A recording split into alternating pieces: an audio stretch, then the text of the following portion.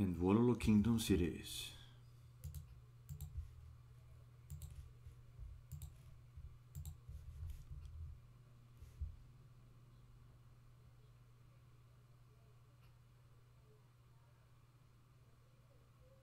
Come on. Don't give me the not responding shit. Come on. Come on. Come on. There you go. Okie dokie. So we have, guys, Jordan versus MBL in a desert like Arabia.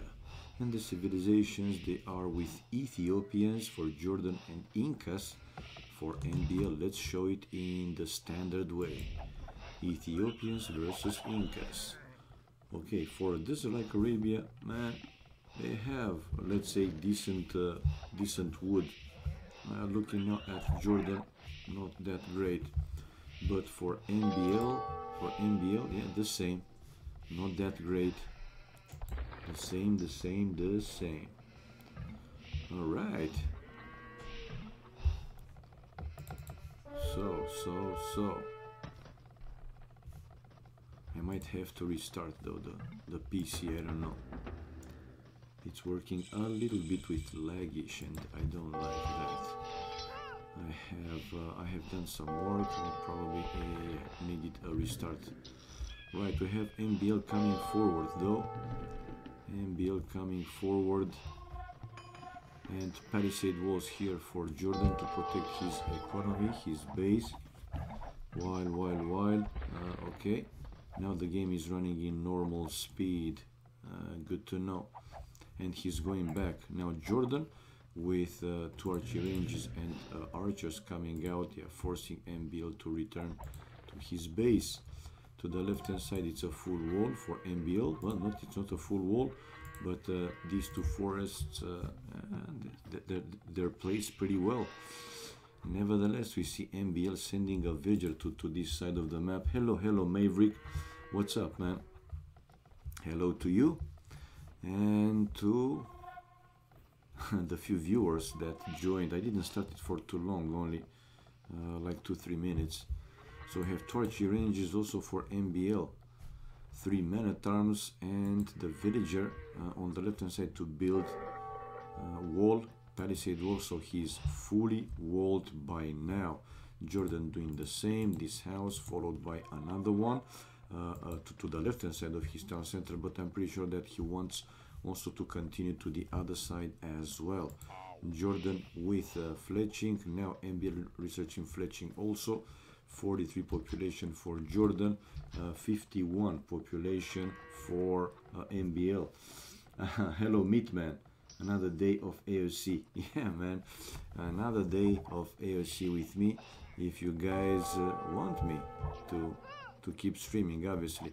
Okay, Jordan coming forward though with his archers and able to snipe down 2 villagers, and MBL the same, coming forward, but mostly skirmishers to counter Jordan's archers.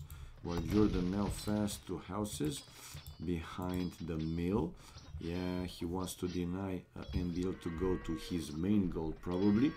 So, oh, already ran away with the villagers to the lumber camp on the right hand side, and he's building a defensive tower to the other lumber camp on the left hand side in the back there. And yeah, he will finish that tower, that's for sure. But let's see if MBL will be able to take down one villager or not. The tower is built. Now MBL still trying to snipe some villagers down, obviously. Mainly I like that he's targeting Jordan's archers, because again, the skirmishers are very good counter for the archers, especially for the archers. They are for crossbows as well, but even more for the archer, the simple archers. Jordan though chasing him with 2 villagers, and I think that Jordan in the end will be able to take down all of MBL's army, but it's a matter of how many units MBL can take down in Jordan's base. Well, good target, and to look at the kills and death ratio, MBL 8-6, and still microing, trying here to out micro Jordan. It's so close indeed. I was watching the outlet yesterday while he was trying to reach to oh, He made it to 25.88 before losing to MBL and dropping to 25.60. Oh man. Oh man. So Doubt, he's now #1 in 1v1. I haven't even watched it. Seriously. Haven't even watched it. Okay, now Jordan, after killing the last skirmisher of MBL, now he has, well, it's 15-15. He was able to even the odds. Now again, one extra kill for MBL thanks to his, let's say, larger small army compared to Jordan's forward one. And Jordan is going back to his base. 54 population for MBL. MBL using the market, and first player to click up Castle Age with 55, like I said, while 55 population for Jordan. Jordan gathering more army, but he seems to be like, well, he has like half the resources to go up to Castle Age. So this is a difference for MBL. MBL for now with the lead, obviously. And not only that, his full skirmisher army taking down Jordan's archers, and he specifically targets first the archers. Man, beautiful play here by MBL. 57 to 54, and Jordan is saving his archers. And now he has almost 500 food with MBL over halfway to Castle Age, and a villager down. Villages wise, it's one more for Jordan though, but army it's 6 more for MBL. And like I said, over halfway to Castle Age. There you go, man. 65% to Castle Age. Now again, these villagers might run away, run out. Scaleman armor now for MBL incoming, while no, with his forward army still microing to take down some of the enemy units, and he was able to do so, while Jordan not even a single scrim to micro here. His other bigger army, his archers heading over to MBL's base. MBL has now some eagles waiting there and another group of skirmishers incoming. And let's see, will Jordan keep playing? How far from going up he is? He's far away. Eddie skirmisher upgrade for MBL with Bodkin arrow with the second wood upgrade, while Jordan only now wheelbarrow upgrade.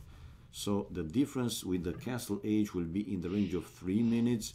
MBL selling stone for gold probably, and the eagles are there waiting for Jordan's archers. He is there with his small group of archers. Now it is skirmishers, it's a different story to the right hand side, and GG, man.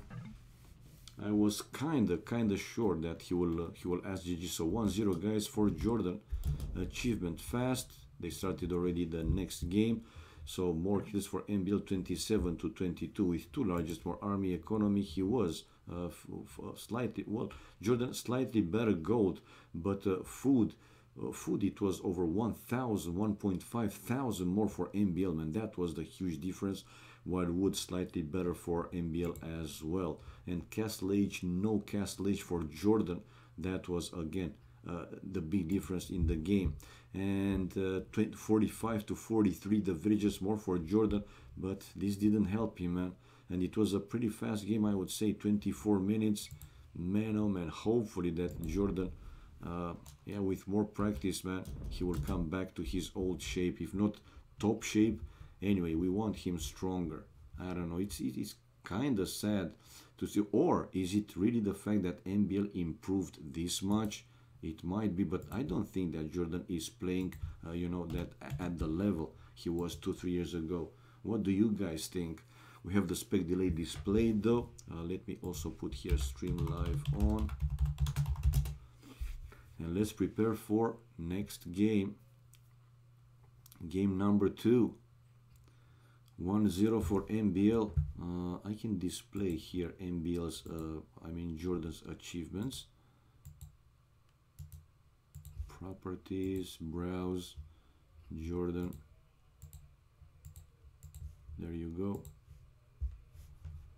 And in the meantime, 20 seconds. Here we go. Here we go.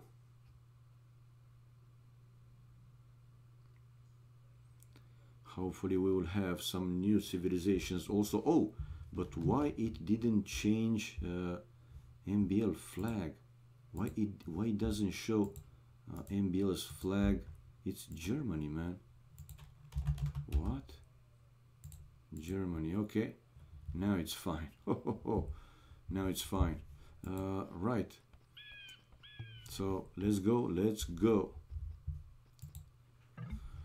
We have this time Mayans for Jordan and Berbers for MBL. So Jordan with, let's say, standard civilization, right? Mayans. This is a green like Arabia. And 2 boars forward already for Jordan. I spotted, but green like Arabia, the wood should be better for him. Not that great. I mean, he has this big forest in front of his town center, but placed on a hill. Yep, he might have problems with MBL's ratings. We will see, man. Another forest for Jordan will be close to the corner of the map or to the middle of the map. Man, not good. While on the other side, MBL, yeah, he has this forest a bit closer to his town center than for Jordan. Another one in the back. Main gold though for MBL is forward. No, it's in the back. 1 stone in the back. Secondary and the third gold forward with a secondary stone on a side forward each. But here, after taking this boar, MBL can build more houses, palisade between the cliff and the forest, the same then between the cliff and this forest, and he will have this area with both stones safer. To the right hand side of his town center, by using this forest, also he can make, you know, some houses, a chain of houses, palisade walls, and yeah, he can wall the base. I wouldn't say like super easy, but also not difficult to wall, that's for sure. 12 population. Jordan on the other side, his gold, it's side forward-ish. The same, though he can make it safer by building houses, palisade walls between this forest and the cliff. But if he does that, I would really like a nice Norwegian flag for... Oh my god, you're right, man. What the hell am I saying? You're right. Man, am I blind or not? I am. I am. Ah, Norway. You're right, man. Burandal, you are absolutely right. So yeah, check out Jordan. Started already to build here houses like a wall. And I was about to say what I like to see, what I love to see Jordan to send this villager, and build here also houses or palisade walls to deny, you know, some future ranged units armies to come closer to his to this lumber camp. But for now, let's see. He's building 2 houses only, like a wall, like I said.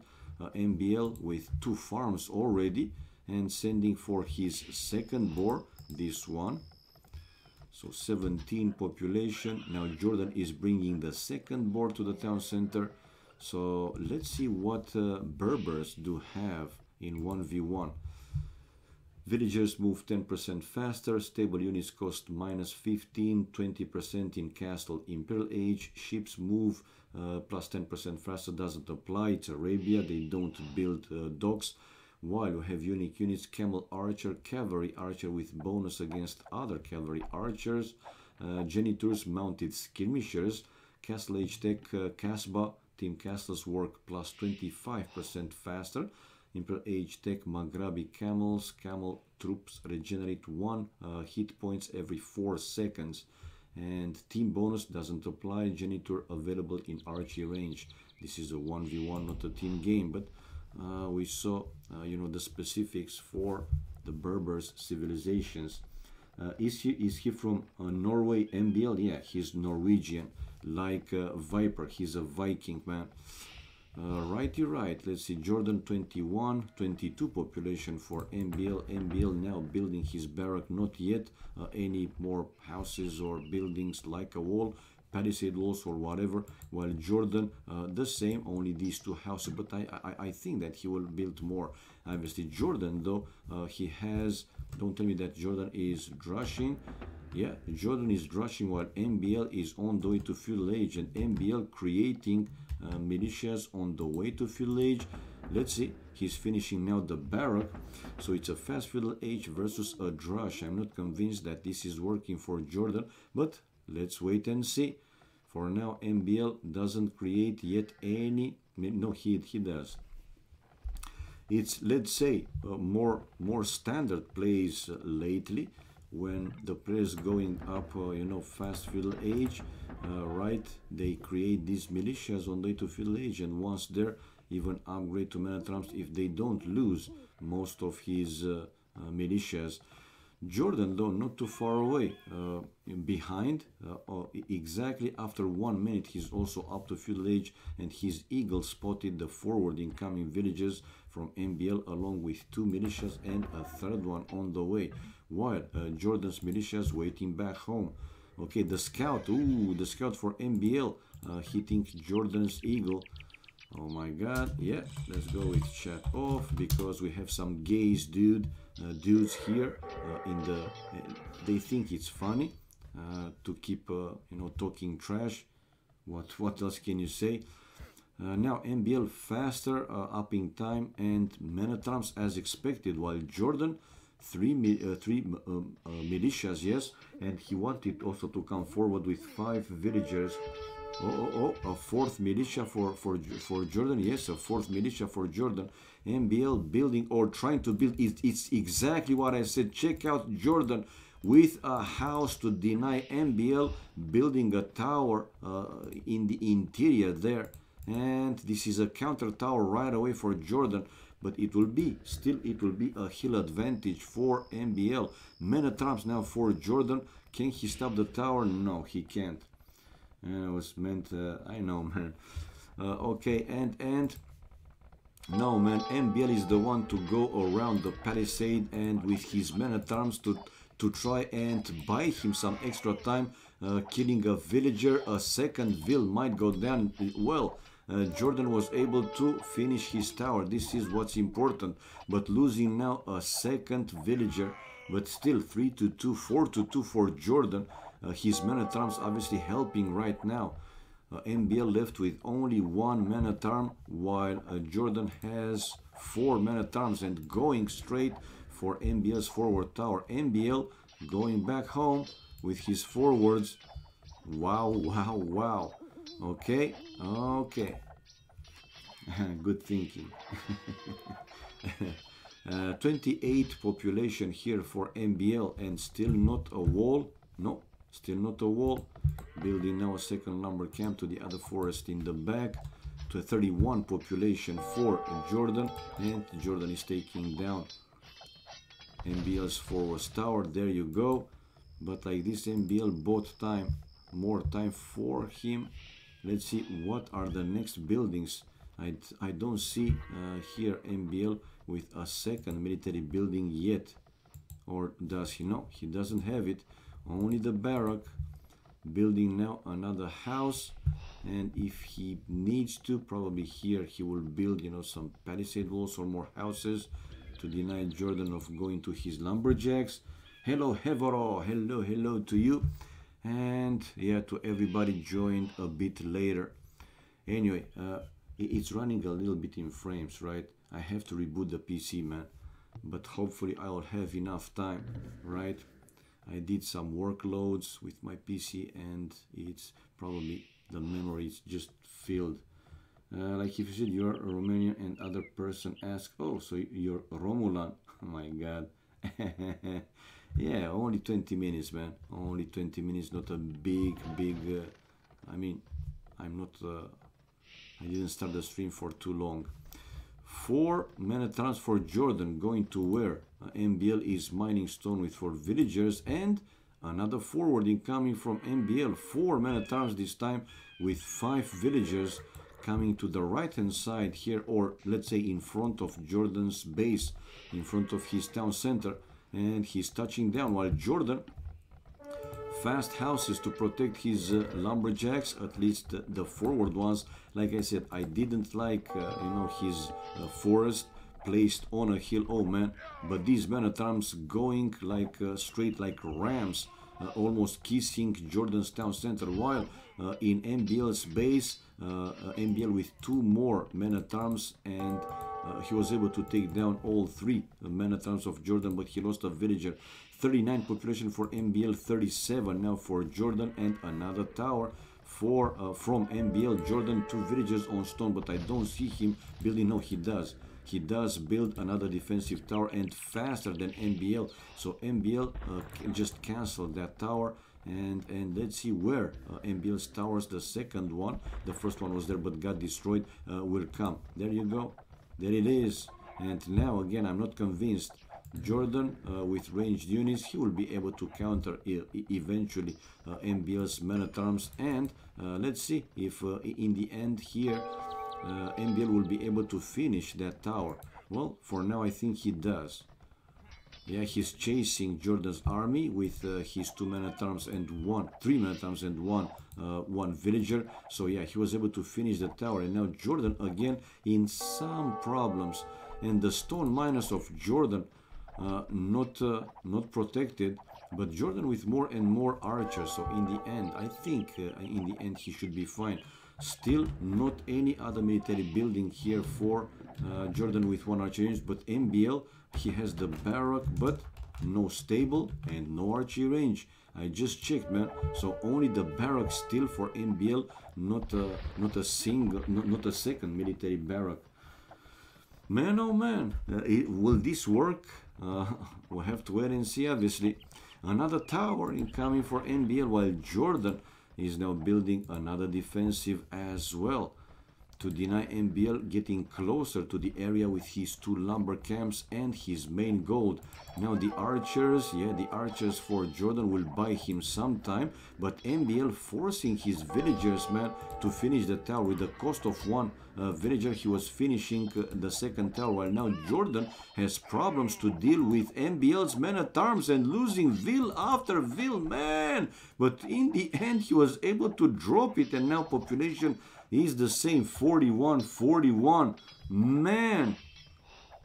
1 idle here for Jordan. Well, actually he has more, 8 idols, while 4 for MBL, so double for Jordan idols. MBL's resources looking pretty good for now, and his men at arms helping his towers to take down Jordan's defensive tower. Jordan will need another tower, well, and probably he's building it right now. No, he's going to repair that tower. No, he's going with the vills to take down MBL's tower. Man, oh man, both players playing aggressive, love it.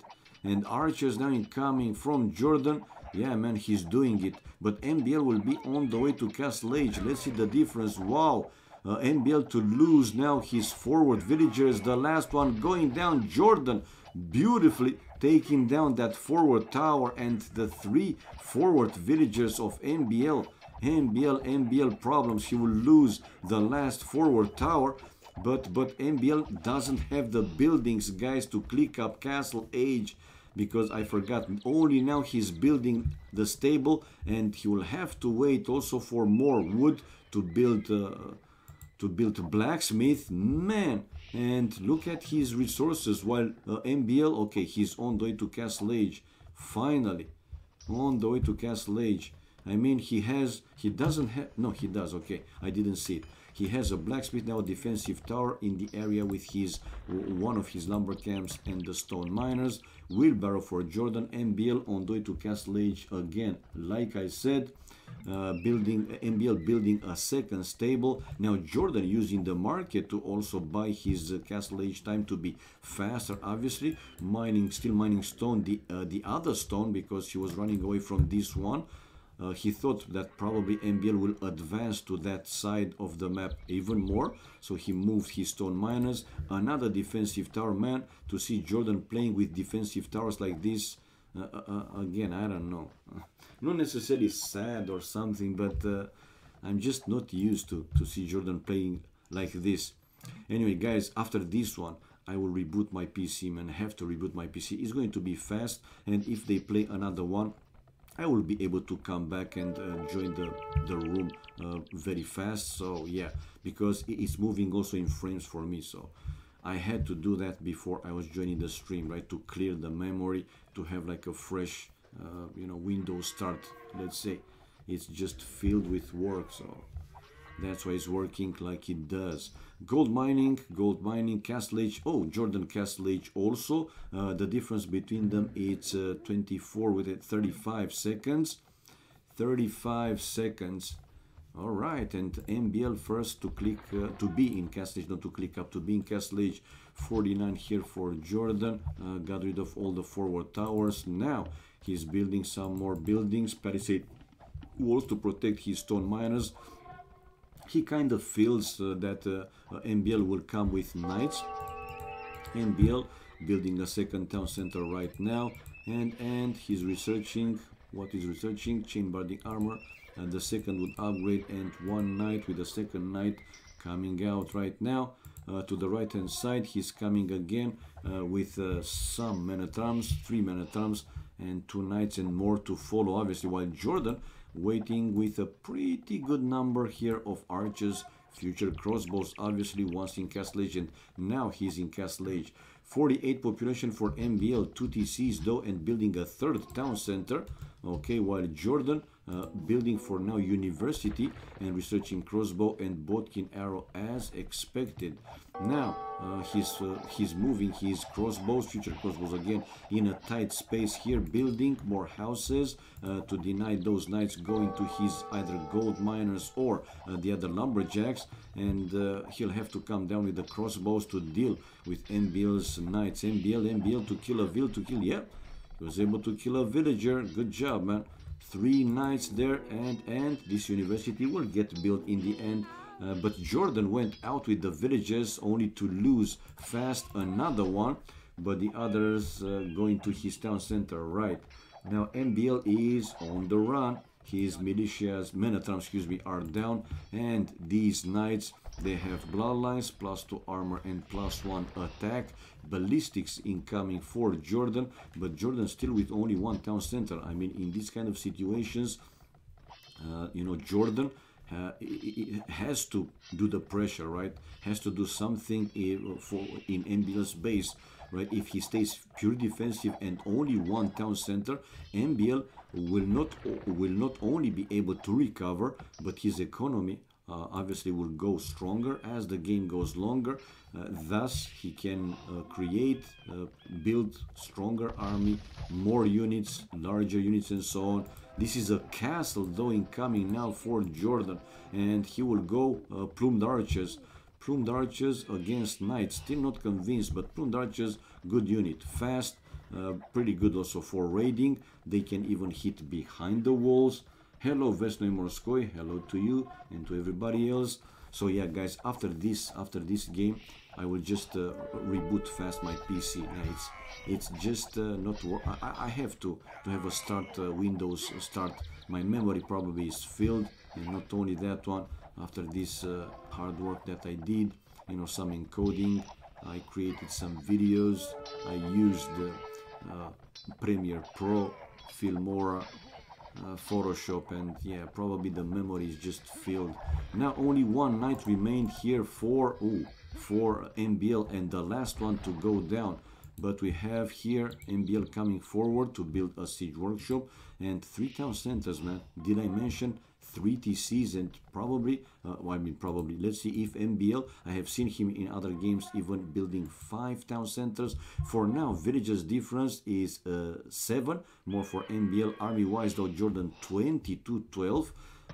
Nevertheless, these knights are +1 attack and +2 armor, and Jordan now coming out with plumed archers. Still 1 town center, yep, still only 1 town center, and building a monastery.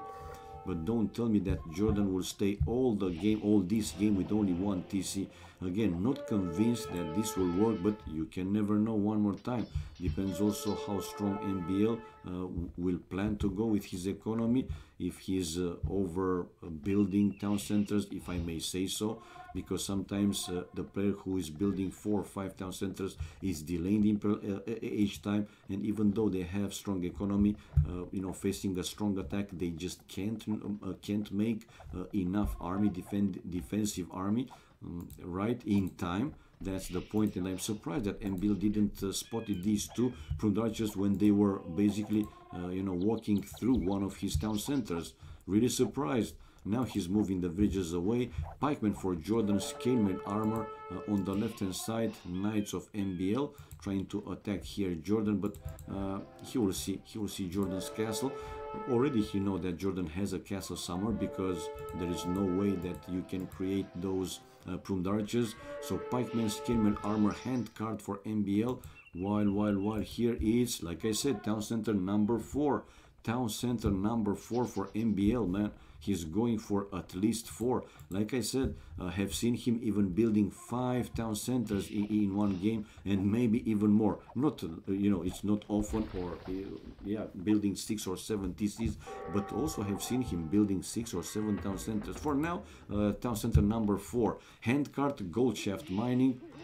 We can see the score now showing that MBL is in the lead. So like I said, man, Jordan with only town center should have been the one to actually put some pressure on MBL's base, because MBL clearly now with better economy, 17 villages more, army it's still more for Jordan, but not that big of a difference, 25 to 20. Now Jordan able to finish to build the second town center, so he's not staying with only 1, but it's already now 14 population more with like I said, 14 villages more. Now 26 to 22 army.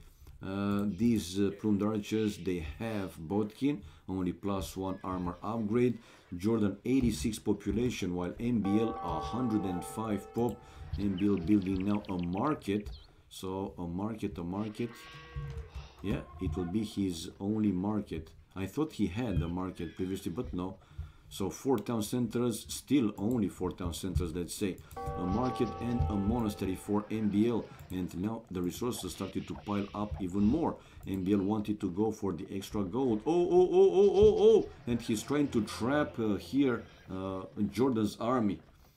Bua TC. Meatman, yeah. And the knights. When the knights take the fight. Ooh, and he's trying to trap here Jordan. To trap him like in a, you know, from 2 sides. Well, unable, because but like I said, these plumed archers, man, even though they are only they are fast. That's the thing.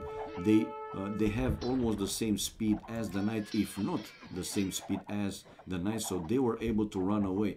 But even so, man, we have Jordan on the way to Imperial Age. Let's see, MBL 1, 2, 3, 4 town centers, right? 127, and he will be on the way to Imp. Nah, not that fast. I mean, gold is pretty low for MBL. While now Jordan is building a second castle to protect the other stone. Ooh, here comes MBL though, down the hill. Oh my god, it's the first time I see a siege tower. What the hell? A siege tower. So Jordan will need another type of army to deal with the rams. Plumed archers and the crossbows won't make it. Won't make it, man. But for now, let's see. Jordan losing here the barrack. He lost. I don't know what was that one. Anyway, he's coming with the siege towers. No, he's running back with the siege towers. Bodkin arrow now for MBL.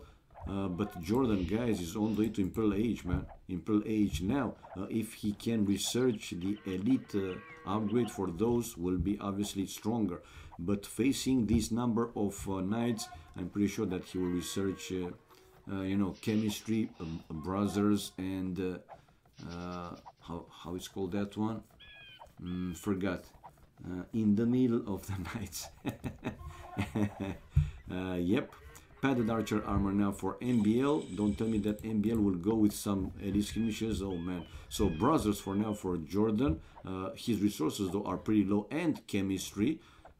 Okay, so the important ones, some of the important ones, obviously. Thumb ring, it's another one.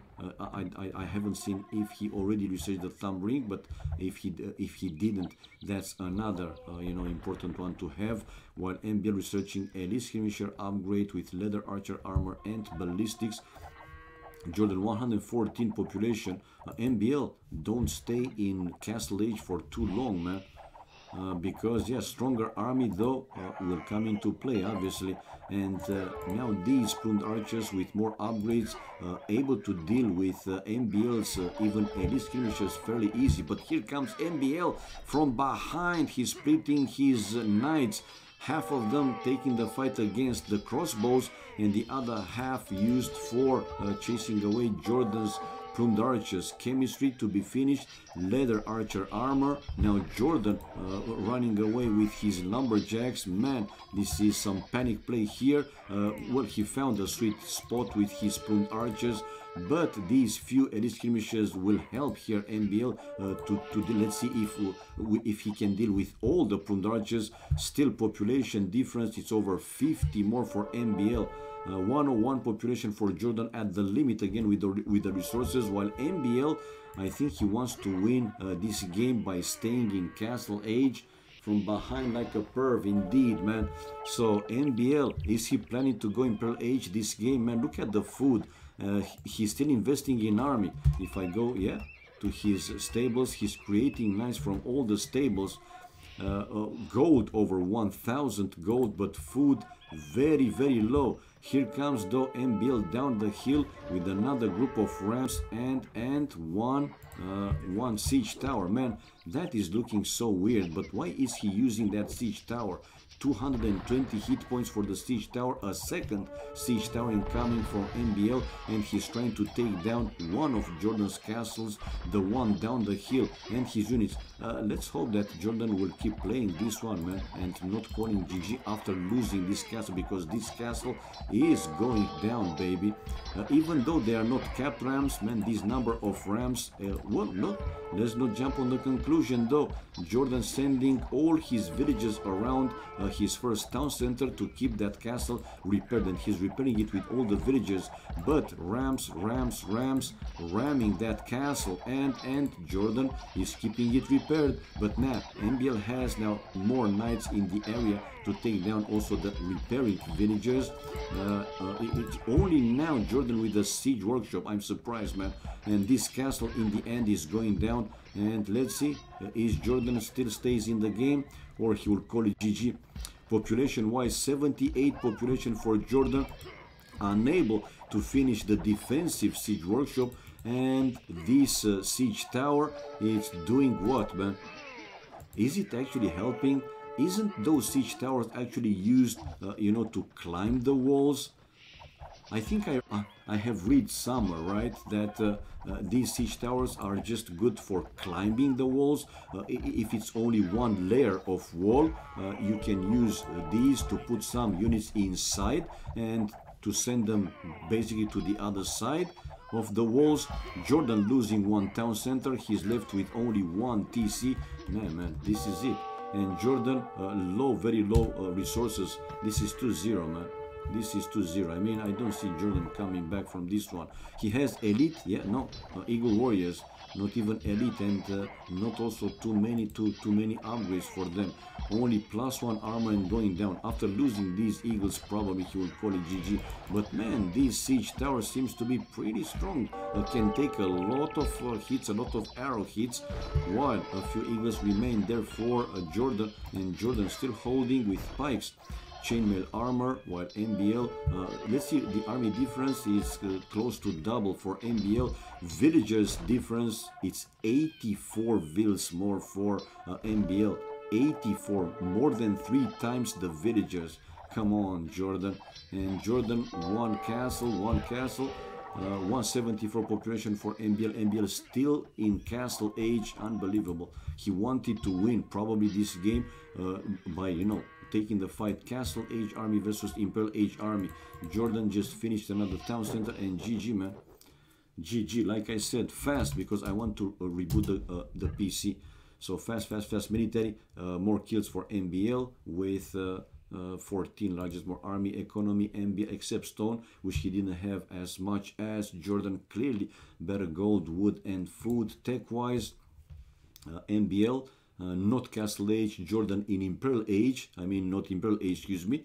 So yeah, man, MBL winning this game by staying in Castle Age. Unbelievable. And villagers highest, it was a big difference. 53 more for MBL. Man, oh man. Okay. 2-0. Score, it's 2-0. So guys, be right back, man. Don't go too far away because I'm coming back, but I have to reboot the computer, man. So stay tuned.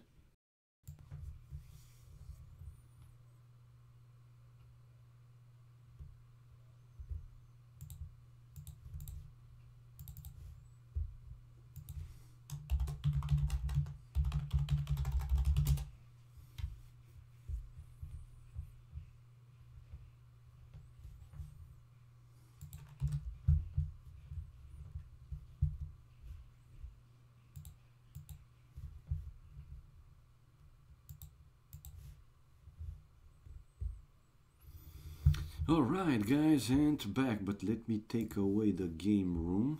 I mean, I don't need this one anymore. Game room, where are you? Room is 2-0 for MBL, like I said already. This one down. Let me do here though quick host and put stream live on. This is it. Stream live on. It was pretty fast, right? I mean, I wasn't too much delayed. And let's join. Let's join game number 2. There we go already. Fast recover. And this time it's another green like Arabia. F5, I know.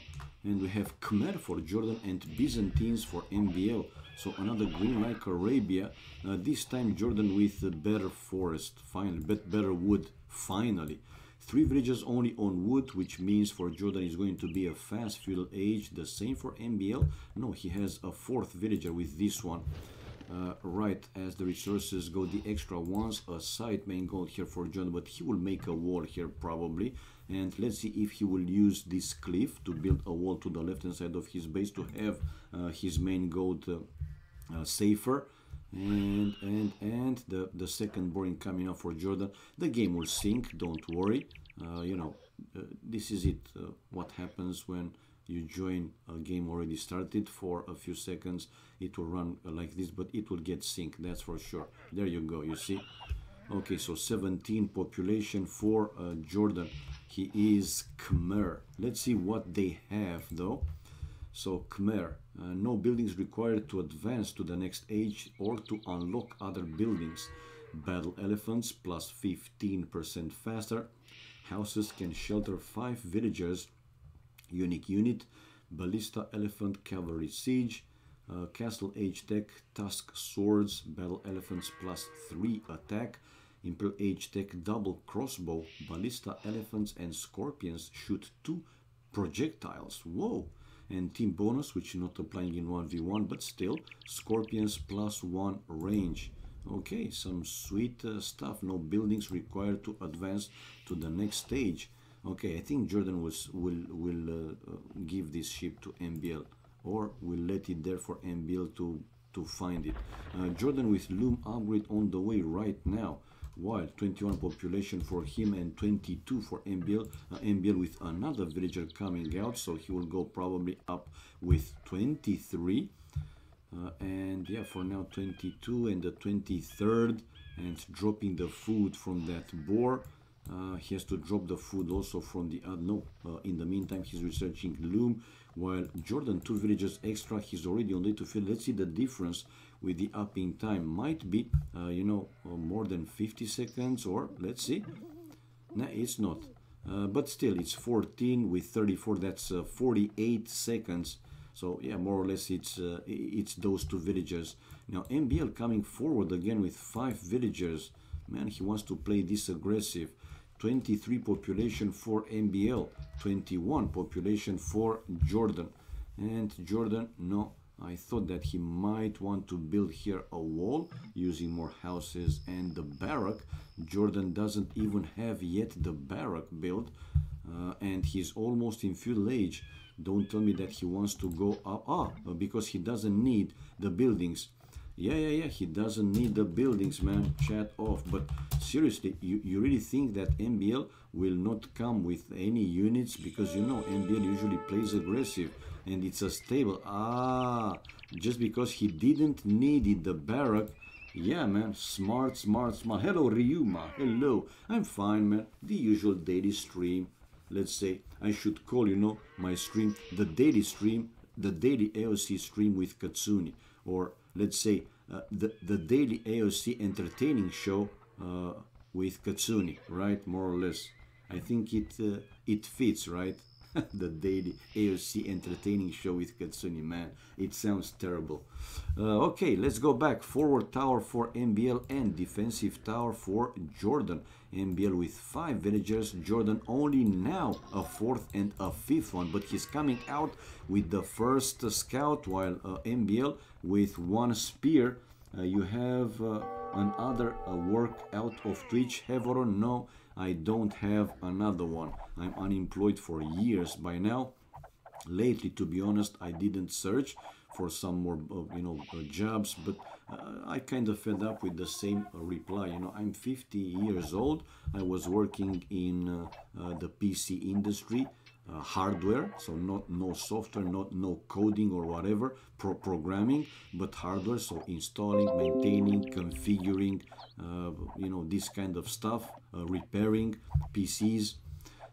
Yeah, but they just let me go, man. They needed younger people to carry on with the business. Probably they were worried that I'm getting too old and the medical care might be too much. So they want, again, younger people, even though they are really dumb. They do, no offense, but they are really dumb, at least here. I don't know how they are in some other places, but they are pretty dumb.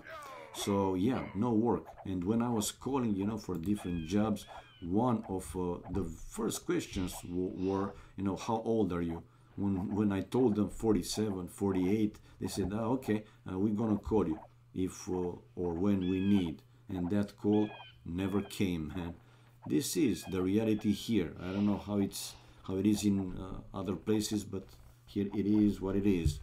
But still, once in a while, from my old work, some people did appreciate it and still do appreciate my work, and they're calling me when they have, this kind of stuff to do, maintaining, repairing, upgrading, configuring, all this kind of stuff related. I have calls, and then yeah, I work whatever I have to work to get some extra cash, because they can pay zero for working. Yeah, like internships and like this. I know, Hevor, I know.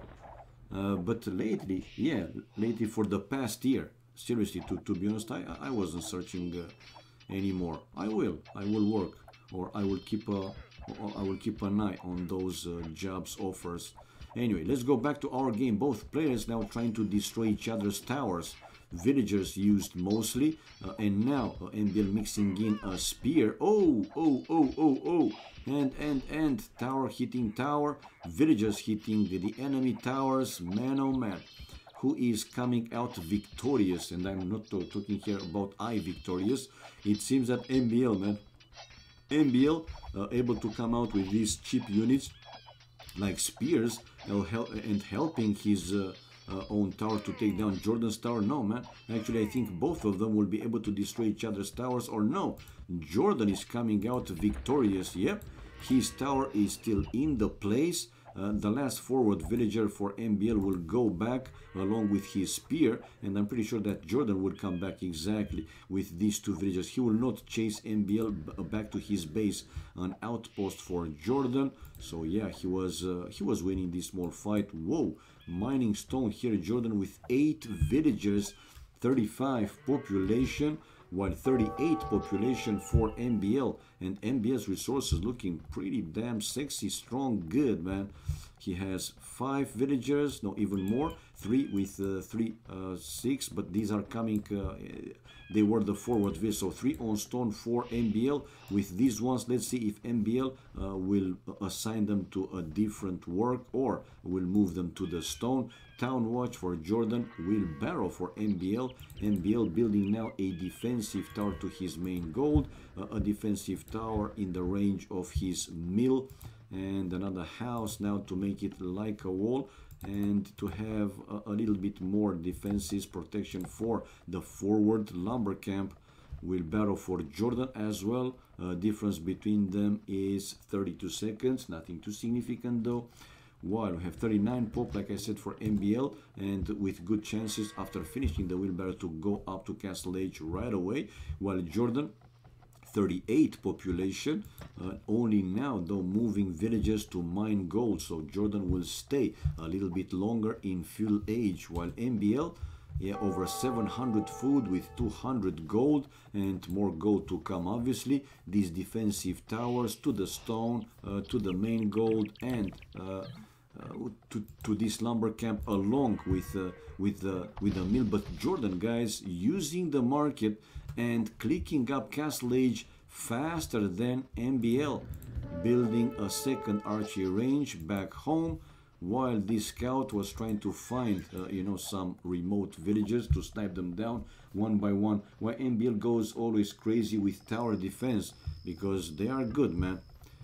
You know that at least in early feudal age, even in like mid feudal age, middle feudal age, the enemy player, the other player, cannot create a big, a huge, large number of scouts, right? So after the few scouts, which is, let's say, the standard play, 5, 6, 7 scouts, they will also start to add more and more archers, skirmishers, and the towers.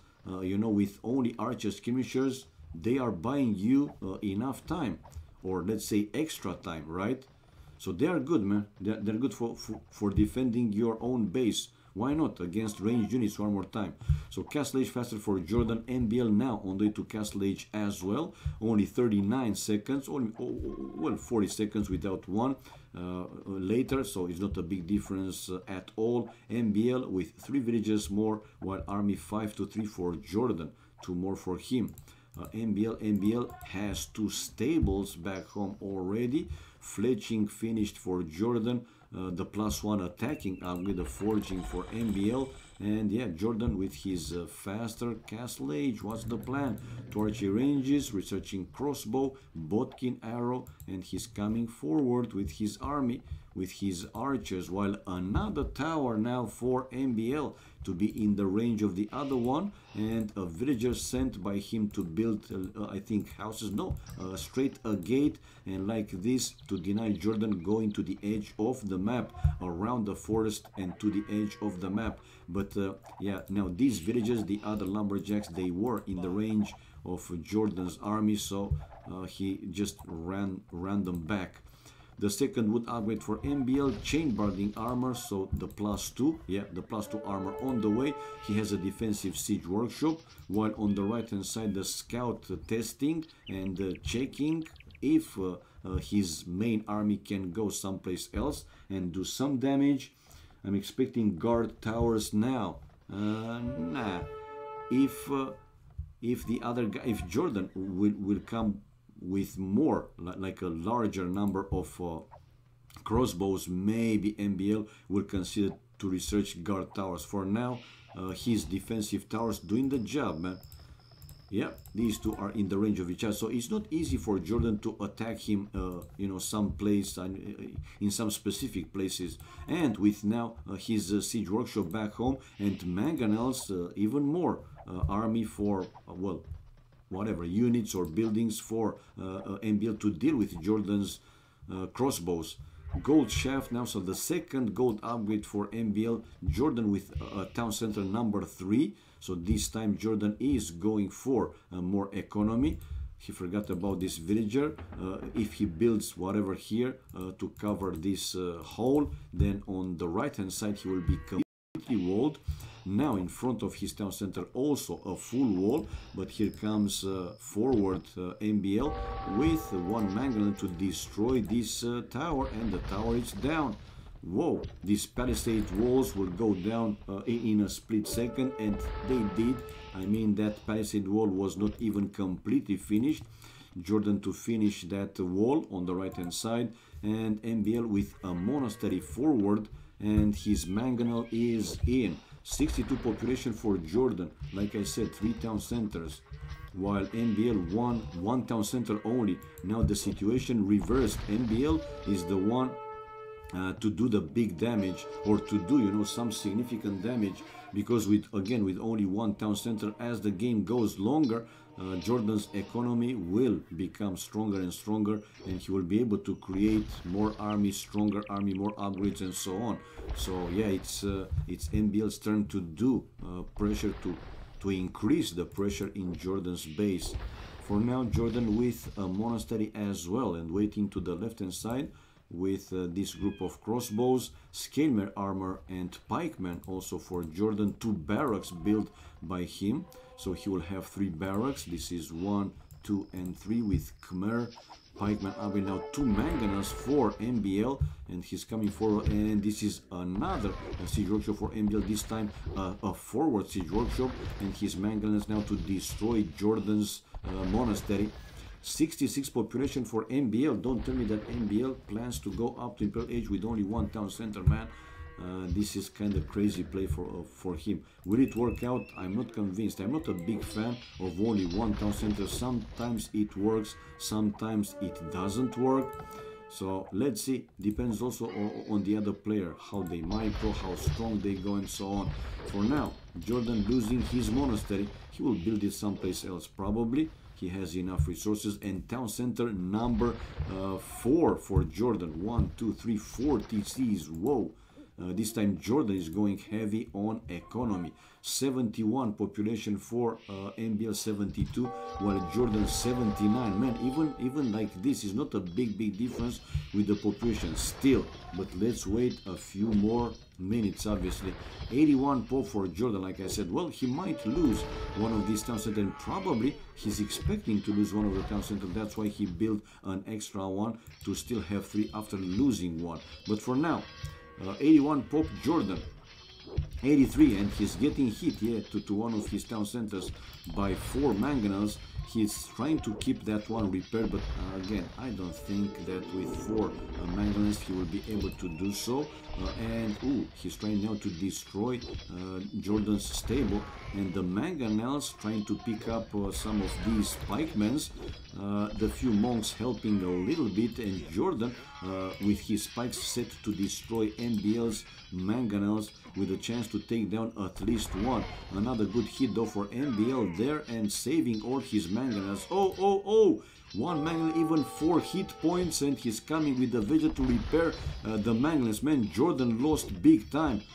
25 to 19. Still not a huge difference, but when you knew that Jordan was slightly better, and on the other side of the map, Jordan with a forward siege, with a forward crossbows army, but MBL has a mangonel there. He's building finally town center number 2 for MBL. So he doesn't stay with only one, chasing away Jordan's crossbows, while back to Jordan's base. This town center will go down, man. Jordan 1, 2, 3, 4 barracks. 4 barracks. Now MBL building a castle. Where to? A forward castle. Man, only 1 ville. This is a bold move, and Jordan losing one of his town centers. Now he's left with 3 TCs. 1, 2, and 3. 92 population for Jordan, pretty low with the food and wood, while 81 population for MBL. And he's pretty low with the gold in return, but food and wood looking okay. 1 mangonel to go down. No, not yet a mangonel. He's coming now, MBL with scorpions to deal with Jordan's crossbows, and the crossbow for Jordan coming back home on MBL. Man, Jordan, what are you doing? He wants to take the, oh my god, boom boom boom, and bam, bye bye all Jordan's crossbows. We might see a GG. There you go, man. After Jordan, oh my god, the awesome nab. Thank you, man, for the support. Kindly appreciate it. Thank you so much. Big love, man. Hello, Katsunito. How are you, my friend? Less than 3. Big love to you, man. Thank you for the extra support. Kindly appreciate it. Man, oh man, Jordan calling it GG right away after he lost the crossbows army coming back home. And I thought that he's going to do much better, man. The awesome nab. Thank you so much, man. Achievements fast. We have military, more kills for MBL, double the kills with same army, 24-24. Economy wise, Jordan with more food, wood, while stone and gold was better for MBL. And castle age, well, it wasn't a big difference. None of the players on the way to Imperial Age. And we have Jordan with 12 villagers more, and he should have had even more with 3 versus 2 town centers. But man, unbelievable. So we have now 3-0 3-0, okay, for MBL. Man, oh man, thank you, Mr. The awesome nab. Thank you, man, for the support. Let's change the score and wait for the next game. 3-0. How many games Jordan willing to play? It seems that this is a good practice for Jordan. If I remember correctly, 2 or 3 days ago, they also played 3, 4, or even 5 games. And it was, I think, 4-1 the score for MBL. Man, and NBL's 2436 rating. Jordan getting now lower than 2300, 2278. Man, oh man, what the hell is going on? 69 is again on the donation tracker. Nah, man, like I said, Meat Man, that bar is just displayed there for everybody to see how much extra, let's say, I made in each and every month. It's not that much, man, because still some people thinks that, oh man, I'm making like tons of cash from streaming to Vublio official or to my channel. I'm an amateur, man. I'm not, pros like others are and spending half days each and every day, hours, 6, 8, 10, 12 hours with AoC. I also have some other things to do as well and trying to do them. Anyway, it is what it is. So let's see.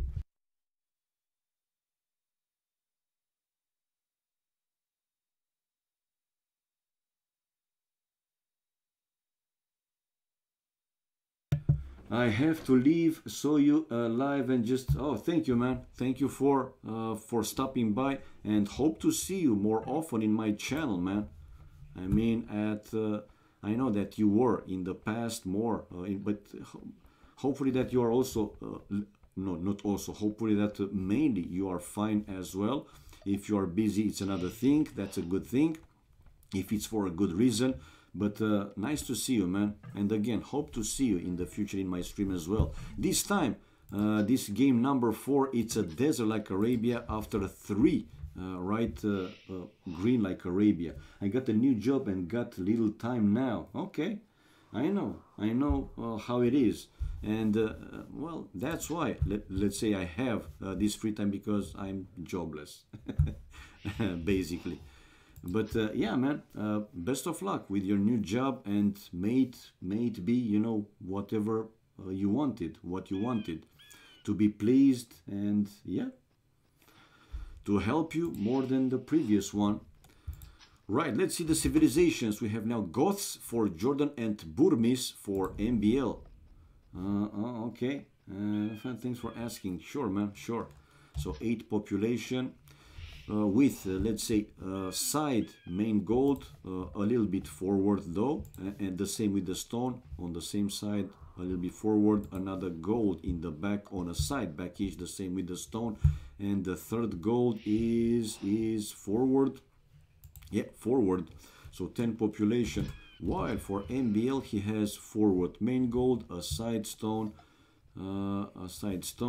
a secondary gold, it's on a side pretty far from the town center, a forward stone, like I said, and side stone, side secondary gold, side third gold, but pretty far from the town center. Nevertheless, though, this forest for him, it's a full one, no oasis, and he has 4 villages on wood. We might see MBL going for a drush. Saying might because, again, even with 4 villages on wood, he can still go for fast feudal age instead of drush, while Jordan has 4 villages on wood as well, and the wood for Jordan, man, it's not as good as for NBL, but I think 3 out of 4 games he had like this. Only in the previous one he had pretty good wood, but NBL won that one as well, as we could see. 14 population for MBL. Let's see what these guys now have extra, or the specific for the civil. So Burmese. Free lumber camp upgrades. Infantry +1 attack per age, starting in feudal age. Monastery tech cost minus 50%. Whoa!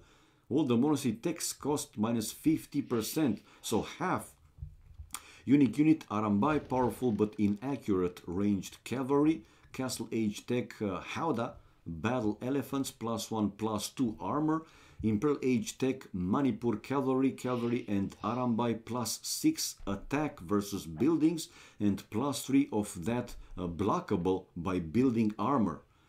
Relics visible on map as a team bonus, doesn't apply in 1v1. Nevertheless, man, nice bonuses for these Burmese guys. Okay, let's see how MBL is going to play this one. For now, he is luring one Bambi.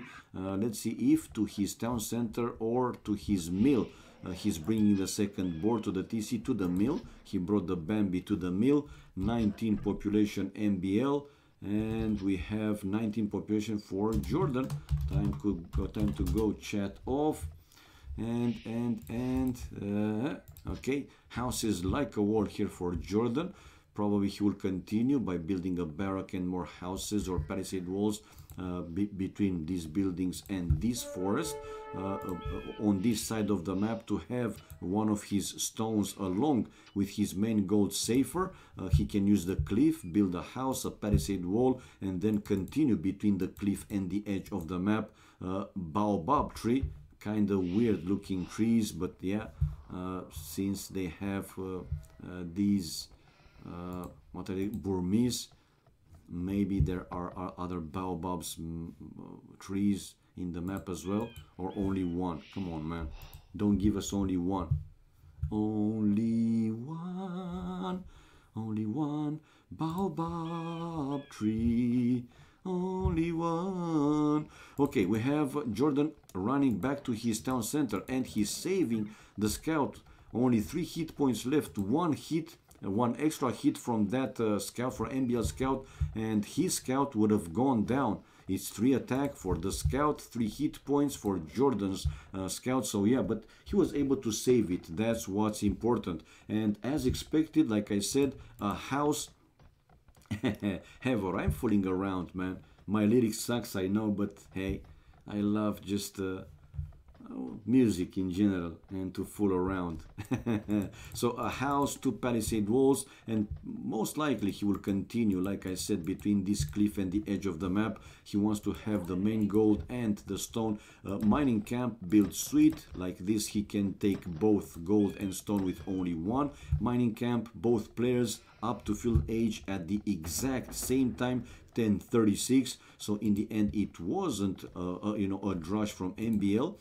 It was also a fast field age, but he did create these 3 militias on the way to field, while Jordan with his scout could spot these, obviously. 23 population for Jordan. He has the barrack built, and no, not going for militias. He's building now 2 archery ranges right away, and here, no, he didn't continue with the palisade wall. 22 population, 26 population for Emebele. And he's coming forward with the 3 future men-at-arms, so he is researching. Oh, Jordan though, with 1 spear coming out right in time when MBL had his scout close to that barrack. Boom, papa-boom, chim-boom, and the scout going down. So MBL will not know what Jordan will prepare unless, he's going in with the men-at-arms. But yeah, stabby, stabby, sticky, sticky, knifey, knifey, and killy, killy. He took down his scout. Jordan with 2 villagers to build houses. Oh, houses, houses, houses. Palisade, palisade, and house and the palisade. Look at Jordan's skills. Oh, beautiful. He's trying to trap in. No, he trapped in NBL's. Oh my god, even NBL appreciated, of course, man. Great move by Jordan, trapping the man-at-arms in. Great move. While NBL, well, he's laughing, but probably he's now, come on, curse you, Jordan, curse you. Man, great one. And another wall, another wall, another wall, indeed. So these archers to take down these men-at-arms one by one. More archers now for Jordan.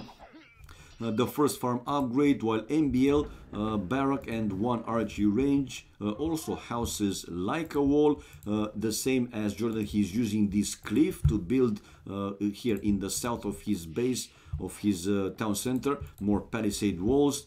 Will do the same. Look at him. He's sending already a villager to do the same on the right hand side of the town center, and in front he will continue probably with a 2nd archery range and more buildings. But for now, let's see. Lost all the men-at-arms, and makes sense. They were trapped in the baobab tree, making the difference. Indeed, Heavor, the baobab tree was making the only baobab tree in the map, because I was trying to look another one and didn't see it. So did the job, man. it wasn't there for for nothing. It was there actually for a reason, helping Jordan to take down MBL's those men at arms. MBL with wheelbarrow upgrade now on the way, 35 population for him, while 38 population for Jordan. And Jordan to the right hand side for now only one blacksmith, but I think that he will consider in the end to build here a chain of houses like a wall. So 40 population, 2 archery ranges, while MBL with only 1 archery range and 1 barrack. And here he's building the blacksmith in the back, only 1 villager on gold for MBL, while Jordan camping his army on top of that hill. I thought he would be a little bit more aggressive, to be honest, but no. And we have MBL on the right hand side here, able to wall that, and full skirmishers army to deal with full archers units from Jordan. Jordan with fletching upgrade now on the way. MBL as well, faster for Jordan with 19 seconds, almost nothing. Obviously, Jordan 44 population and now 43 for MBL. 1 more army for Jordan, 11 to 10 villages, the same. Now 1 more for Jordan, 34 to 33. But again, not a big difference by any means. They didn't have like big fights to kill each other's villages or whatever. And I was right. Now Jordan continuing with palisade walls to completely wall his base. He already have seen that MBL is fully walled on this side of the map, and he's thinking that he did the same on the other side, so why not also fully walling yourself? Jordan with wheelbarrow upgrade. MBL able to snipe down 1 archer, but he has and the second archer going down. We have fast reaction here for MBL. Kills and deaths, though, is still better for Jordan, thanks to those 3 militias, 3 men-at-arms killed using that baobab tree.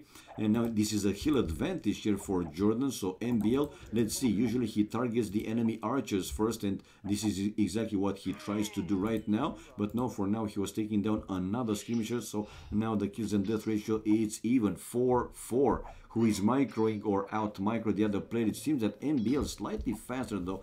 Population the same, 48, MBL 49, and food looking pretty good, over 500, while Jordan not that far behind, almost 500 food and 50 population. Okay, now more villages on gold here for Jordan, while MBL also now with more villages on gold. 2, 4, 6, 8 vills on gold for MBL. 51 to 50 population. Jordan is trying to keep that hill advantage. A few more skirmishes though incoming from MBL. Kills and death. Now Jordan 8-6. So that hill advantage came into play in the end, and still coming into play, but now it's even 9-9. A few more units there for MBL, and he's still trying to out micro here Jordan. Bam, and another 2 skirmishes incoming now for Jordan, and he's still keeping that hill advantage. But MBL, guys, on the way to Castle A, slightly faster than Jordan, but only 7 seconds is nothing. 48 pop for Jordan, 47 pop for MBL, and they're fighting.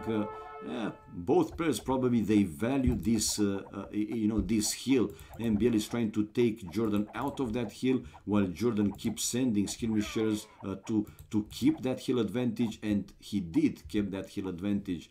Jordan with his first gold upgrade, the gold mining, while a few archers are in. So he came through here, but only 2 archers, and being chased by MBL's skirmisher. And I just heard the first table. Yes, first table here for MBL, coming out with a couple of scouts, while we have Jordan coming forward with his skirmisher chasing MBL's skirmishers. Didn't like this too much though, and MBL now with more kills, 16 to 15, and the scout coming out, the scouts, because a second scout coming out for MBL will help him to deal with Jordan's skirmisher army even better. And again now the score showing that MBL is in the lead.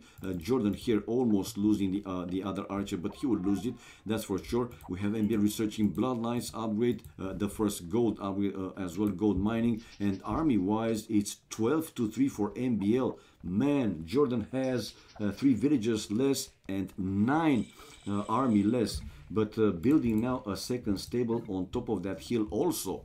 Good job researching bloodlines. Skateboarding armor, the second would upgrade, while MBL with the second farm upgrade, and his scout checking whatever Jordan has there. Jordan with a monastery back home, still only one town. No, town center number 2 on the way for Jordan, and for MBL he has castle and a siege workshop and a monastery, so different approach.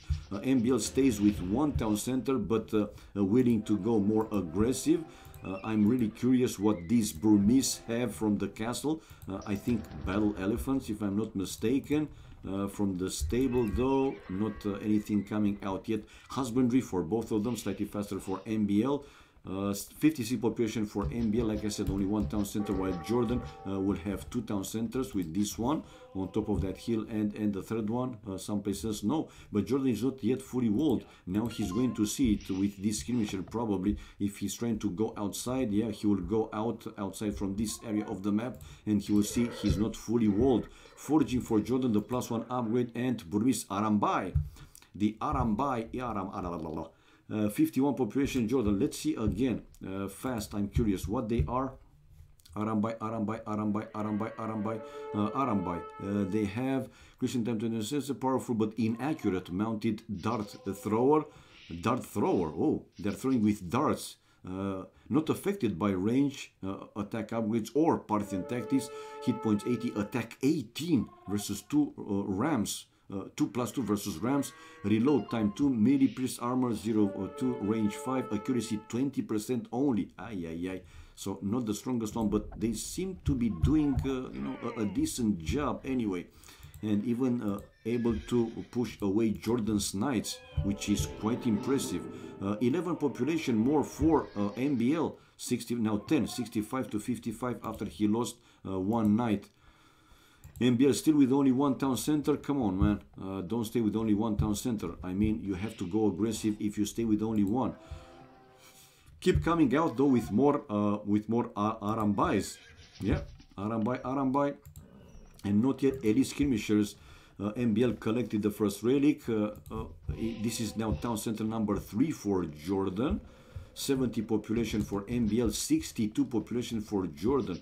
Villagers, even though Jordan with 3 town centers, it's the same, 51. Now more for Jordan, and it will increase even more as the game goes longer. Oh, hello, Hell Rider. Yeah, exactly. Hell Rider in the house. However, Arambai are strong. Yeah. I could say, I mean, they don't have accuracy, and I'm thinking, the farther they throw those darts, it will be more inaccurate, but in close combat they seemed that they are very strong, man.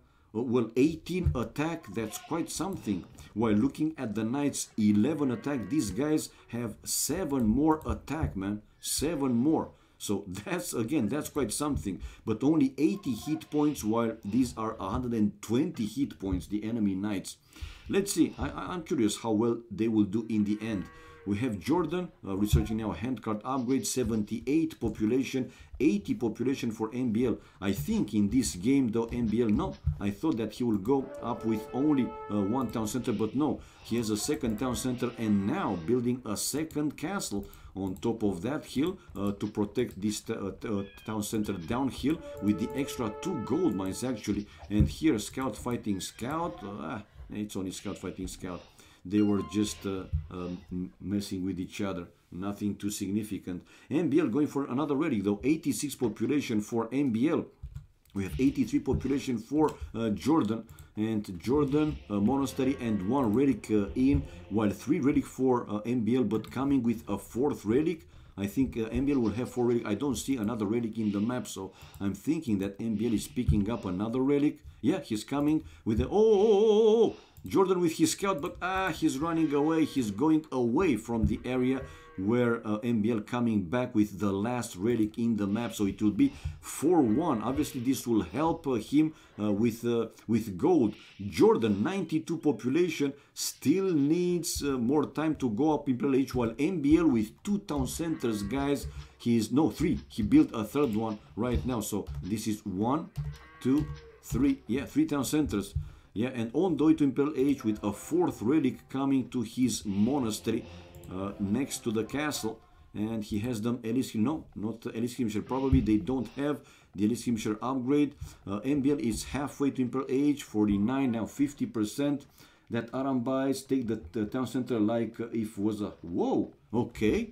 So they are even stronger than elephants to destroy the houses, or let's say Huskarls or Tarkans, because those units are also very, very good to destroy the buildings or siege units, whatever.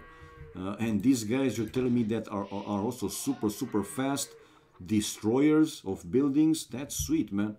Imperial Age for MBL will be almost in like 30-40 seconds, while Jordan still didn't click up to Imperial Age. Man, oh man, will Jordan keep playing this one when MBL will hit Imperial Age? And we have a fight. Man, these guys are so mean, and he's chasing now Jordan. Jordan still not clicking up to Imperial Age. Man, while MBL 114 population and Imperial Age. GG, Jordan, GG. Do I hear GG? Yeah, GG, man. I was right. I mean, Jordan know that it would have been more and more difficult to stay in the game, and he called GG for the 4th time, guys, in a row. Man, these Arambai guys, they are damn strong. 0-4 indeed. Achievements fast. Let's see if they play another one. Military wise, MBL with more kills, 38 to 21, so 17 more. He had also 12 largest more army. Economy wise, Jordan with more food and wood, while again stone and gold better for MBL. Tech wise, Imperial Age for MBL, while Jordan didn't click up, so the difference was pretty big. Society, 16 villages more for Jordan. This is one of those situations, like I mentioned earlier. If you over boom, right, and build, well, he didn't have too many town centers, but the idea is it doesn't matter if you have like more villages like Jordan, 16, 20, 30 more. If you are unable to create army fast to counter the enemy army if he's coming strong on you, like it happened in this game. And castles 2-0 for MBL, 4-1 the relics, and we see the gold. It was almost 3 times more for MBL, but if the game would have gone longer, obviously the difference would increase even more.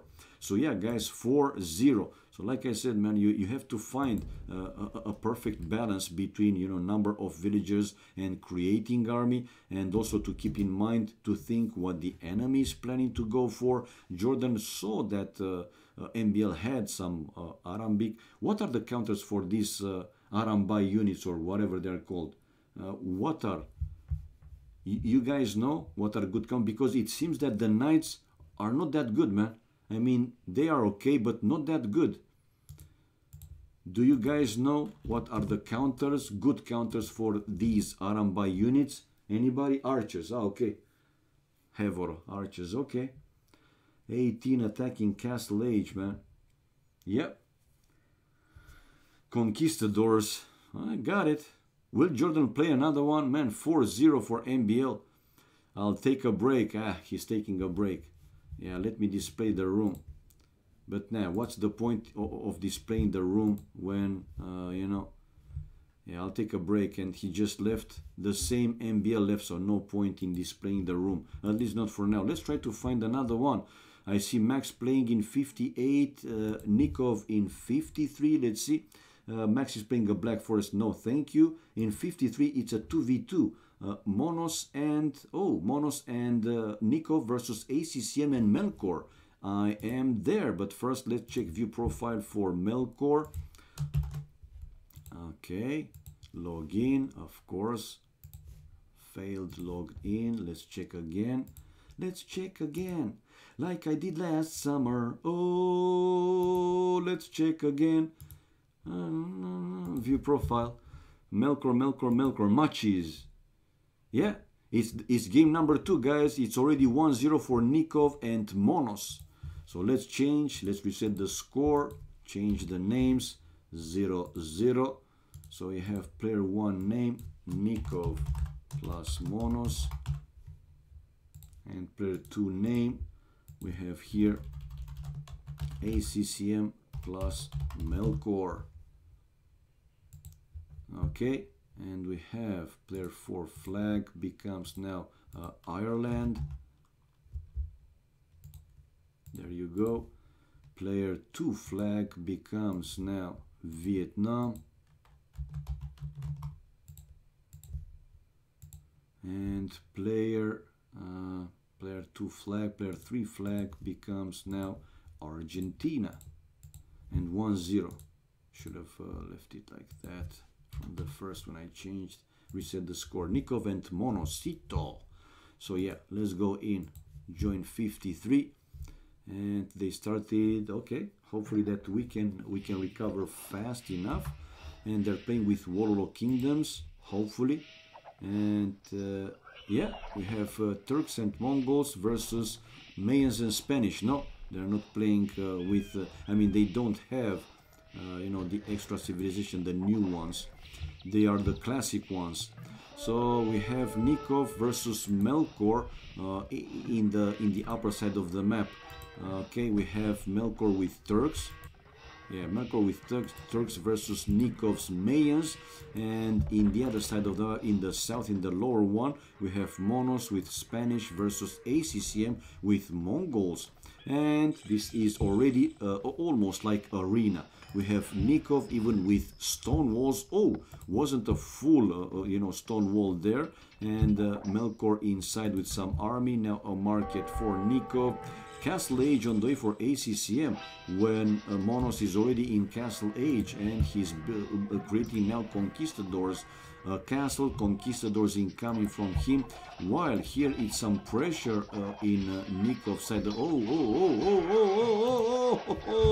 Here comes Nikov though down the hill with his eagles, but even so, man, even so, problems. And now finally the game is running in normal speed, and these knights can go to the gold miners of Nikov. Nikov in problems, Nikov in problems. The crossbows from Melkor closing the distance, but now these few eagles buying him some time, and the villagers going back to the town center. Nikov's population 43 only, and keep losing more villagers, more army. Here comes Monos with some conquistadors to try and save Nikov's ass. This is a new account of Monos. Yes, yeah, it's a new one. It's a new one. Lean, whatever. He should have called it like lazy, double Z. Anyway, the gate is still open, while here Nikov will rebuild the barrack and a house to make it like a wall. The gold miners back for Nikov, but Nikov again has to run away with the villagers. Unfortunately, Melkor didn't pay attention. He had a chance to take down 1-2 of those gold miners, but didn't happen yet. 64 population for Monos, 1, 2, 3 town centers. We have 1, 2, 3 town centers also for ACCM, and now building town center number 4. These two with the extra gold, these two are in the range of each other definitely. While in the middle of the map, now Monos pushing back ACCM. The conquistadors doing a great job. Great unit, man, and pretty difficult to counter in Castle Age. He will need maybe camels. Okay, the crossbows, though, for Melkor still in Nikov's base, trying to find now a better placement for his crossbows to deal with Nikov's eagles, and he will take them down, all of them. I mean, Nikov, he shouldn't go and fight like this, seriously. But yeah, in the end, will they be strong enough? Monos coming now with some conquistadors to help here Nikov to take down the crossbows, and yes, he did took them down, or he will take them down eventually. Squires now for Nikov, while we have Melkor with 70 population, 3 town centers as well. Now 3 town center, now town center number 3 incoming for Melkor. 3 archery ranges. I see him now switching as Turk with cav archers, 4 cav archers. Blood Knights upgrade for Melkor, leather armor for Monos, cartography forging for Nikov. And the cav archers, a group of cav archers coming now to Monos base.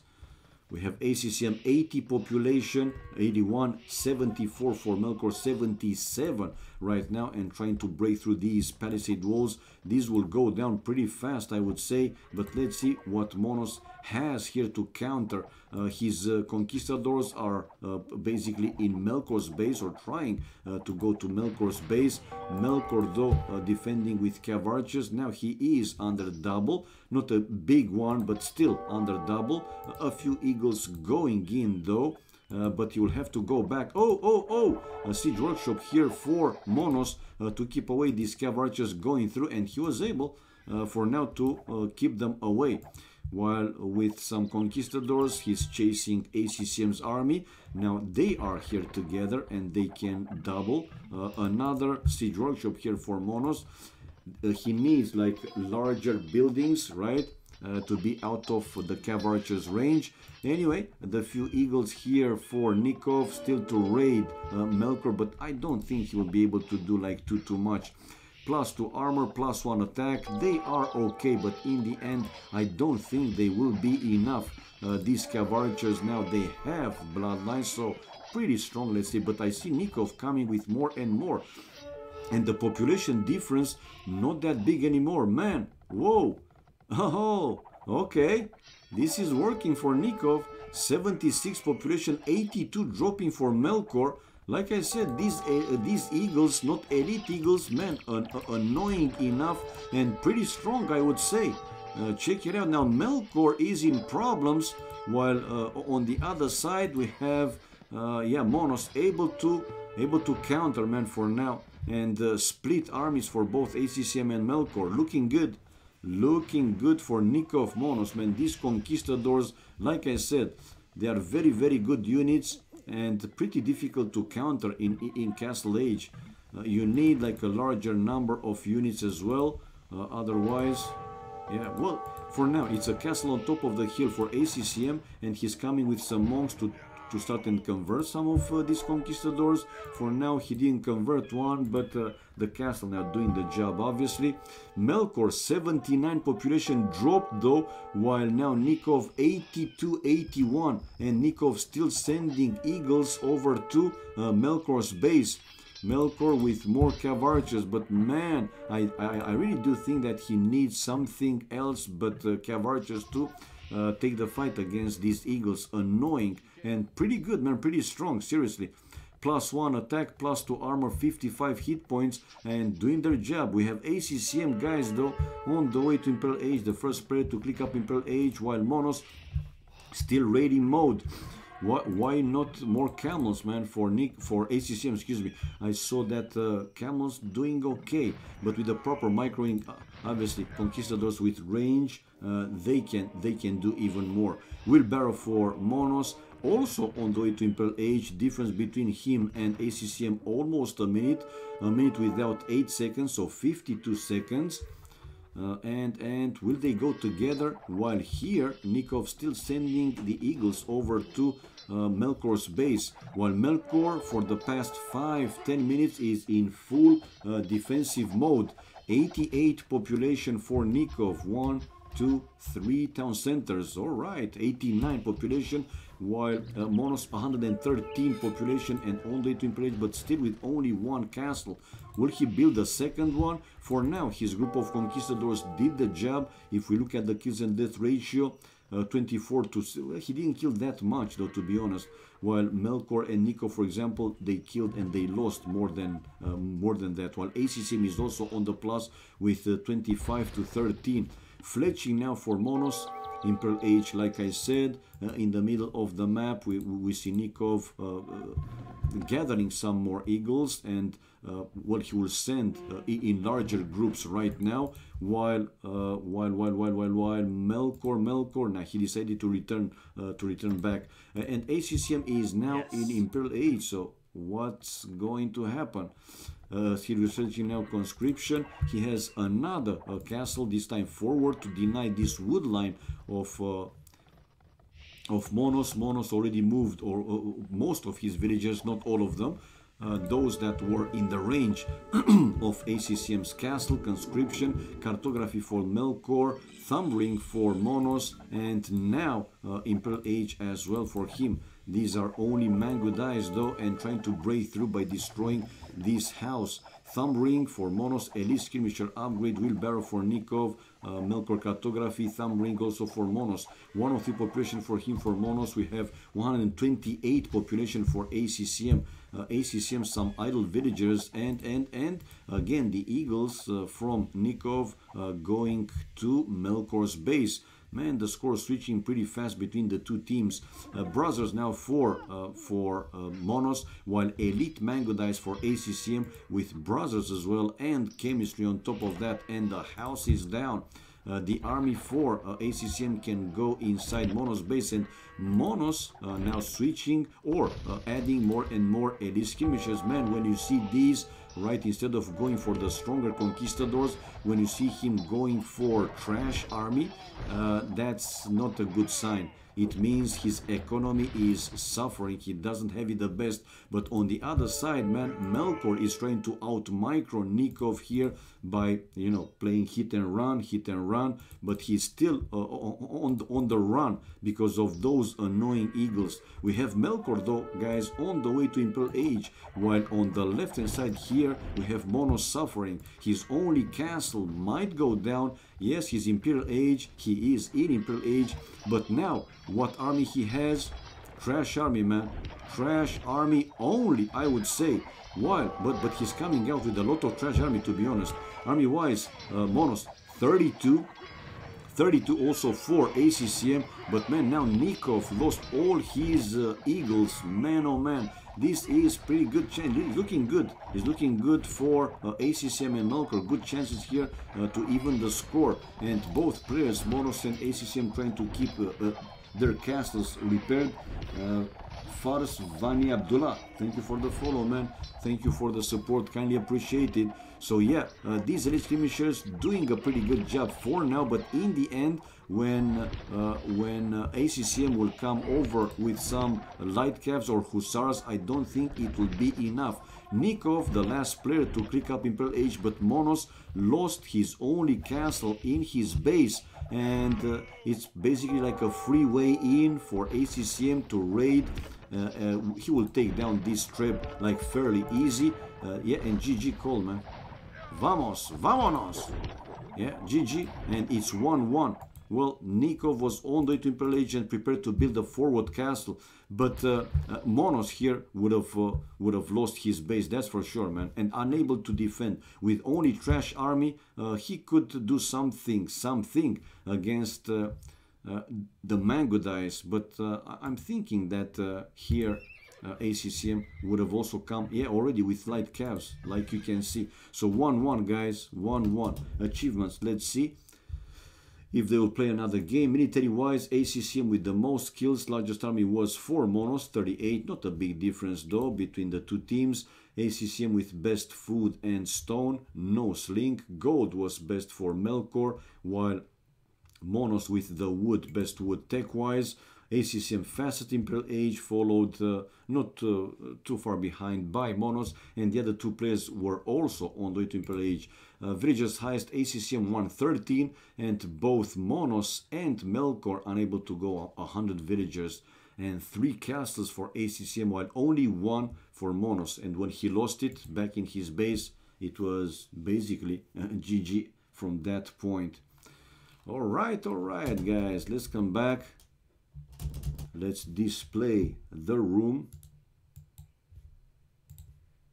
and change the score. 1-1. Oh, Klevskis.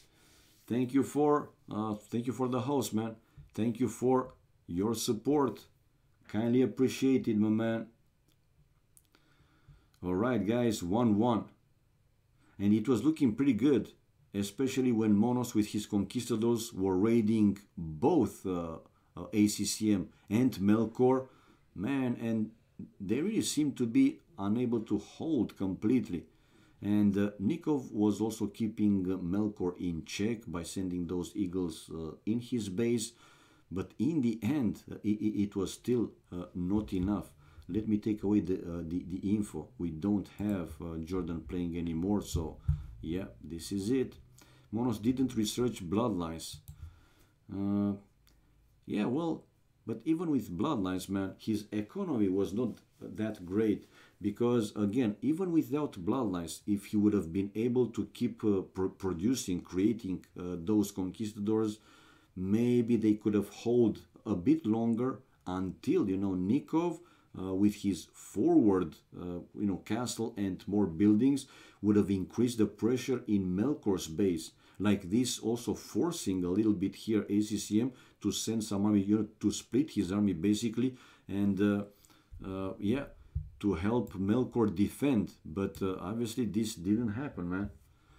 I mean, obviously it didn't happen. I'm not saying that obviously didn't happen. So yeah, they lost this game in the end. Do you really think that if he would research bloodlines would have changed the thing? Yeah. Would have changed the thing. I'm not, you know, I'm not convinced. But hey, might be, they might have made, you know, some difference because those would be with more hit points, so stronger, more resistant to the attack. So yeah, I mean it matters, of course. I'm not saying that it doesn't matter to research this kind of upgrades, bloodlines or armor upgrade. No, that's not my point. But in this situation, in this game, I don't think that you know, could have done like a big difference, because one more time, he didn't have the economy to continue to create those conquistadors. That's the idea. He switched to those cheap skirmishers. He also did a 30 minutes wheelbarrow. Well, Leo, not everybody, man, is Viper or, you know, the other top players. That balance would not mean much. Well, like I said, would have made a difference. But his economy was not that strong. He also had only that one castle, so not a second one. And after that number of conquistadors, he switched to skirmishers because no more gold, man. No more gold and probably not as much food. In the meantime, we have the spec delay going to 0. And this is game number 3, 1-1, the score. But why it shows me here? Yeah. Because I have here, yeah, this is it. So player 3 flag. Let's put player 1 flag, Argentina. Yeah, man. And like this is good. And going back, yeah, it shows correctly right now. While for ACCM, I have to also display here. Sorry for this one, guys, but let's go professional mode. Player flag. Yeah, this is it. ACCM Melkor. Okay, going back to our game and let's continue. Oh, no, this is Arabia. I thought it's another map when I saw this small lake, but it's Arabia. Yes, it's Arabia. And we have the civilization this time. Khmers and Ethiopians. So 2 new civilizations versus Japanese and Vikings, 2 standard ones. Right, so we have here Khmers, Monos. He will be versus ACCM on the right hand side with Vikings. While on the left hand side, Nikov as Ethiopians versus Melkor as Japanese. Oh, wondrous! Haven't seen you in quite some time and hope that you're fine. Nice to see you back. Do you know about the new UT for Vikings? No, the unique technology. I don't know it, but I will go through. Them.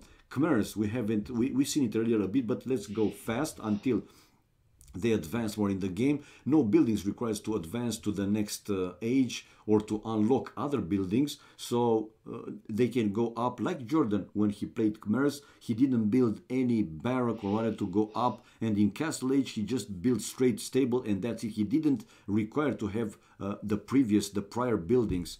Good job, man. And battle elephants plus 15% faster. Houses can shelter 5 villages. Unique unit, ballista elephant, cavalry siege. Castle Age Tech, tusk swords, battle elephants plus 3 attack. Imperial Age Tech, double crossbows, ballista elephants and scorpions shoot 2 projectiles. And team bonus applies here, scorpions plus 1 range. There you go. Now they can erect cavalry sieves. Whoa.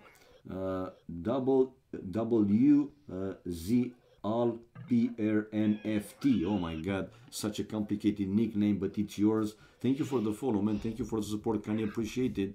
Thank you so much. 15 population here for Monos, while ACCM, let's see for them, they have something new added. Warships gold mine 15, 15, 20% in fuel castling per age, infantry 10, 15, 20% hit points in fuel castling per age. Wilbur handgun free, we know this one. Berserk regenerating, yeah, infantry, longboat warship, castle age tech. Chieftains, infantry +5 attack versus cavalry. Oh ho ho! And +2 versus camels. Imperial Age Tech, Berserker again, this one is not new, we know, and dog cost. So they have added this Chieftains infantry +5 attack versus cavalry. Whoa, okay, I see it, man, I see it. And in his point of view, he has a side main gold, a side stone, while another stone on a side back-ish with a secondary gold in the back, but not that well placed, and the third one on a side pretty far from the town center. Berserk are strong nowadays, they're strong. Where is Philippe Le Bon, man, to start and play AoC now with, you know, Warlord Kingdoms mod? Come on, man. He loves Vikings, he loves Zergs, Berserk, so where is he? And Japs have bloodlines now. Interesting.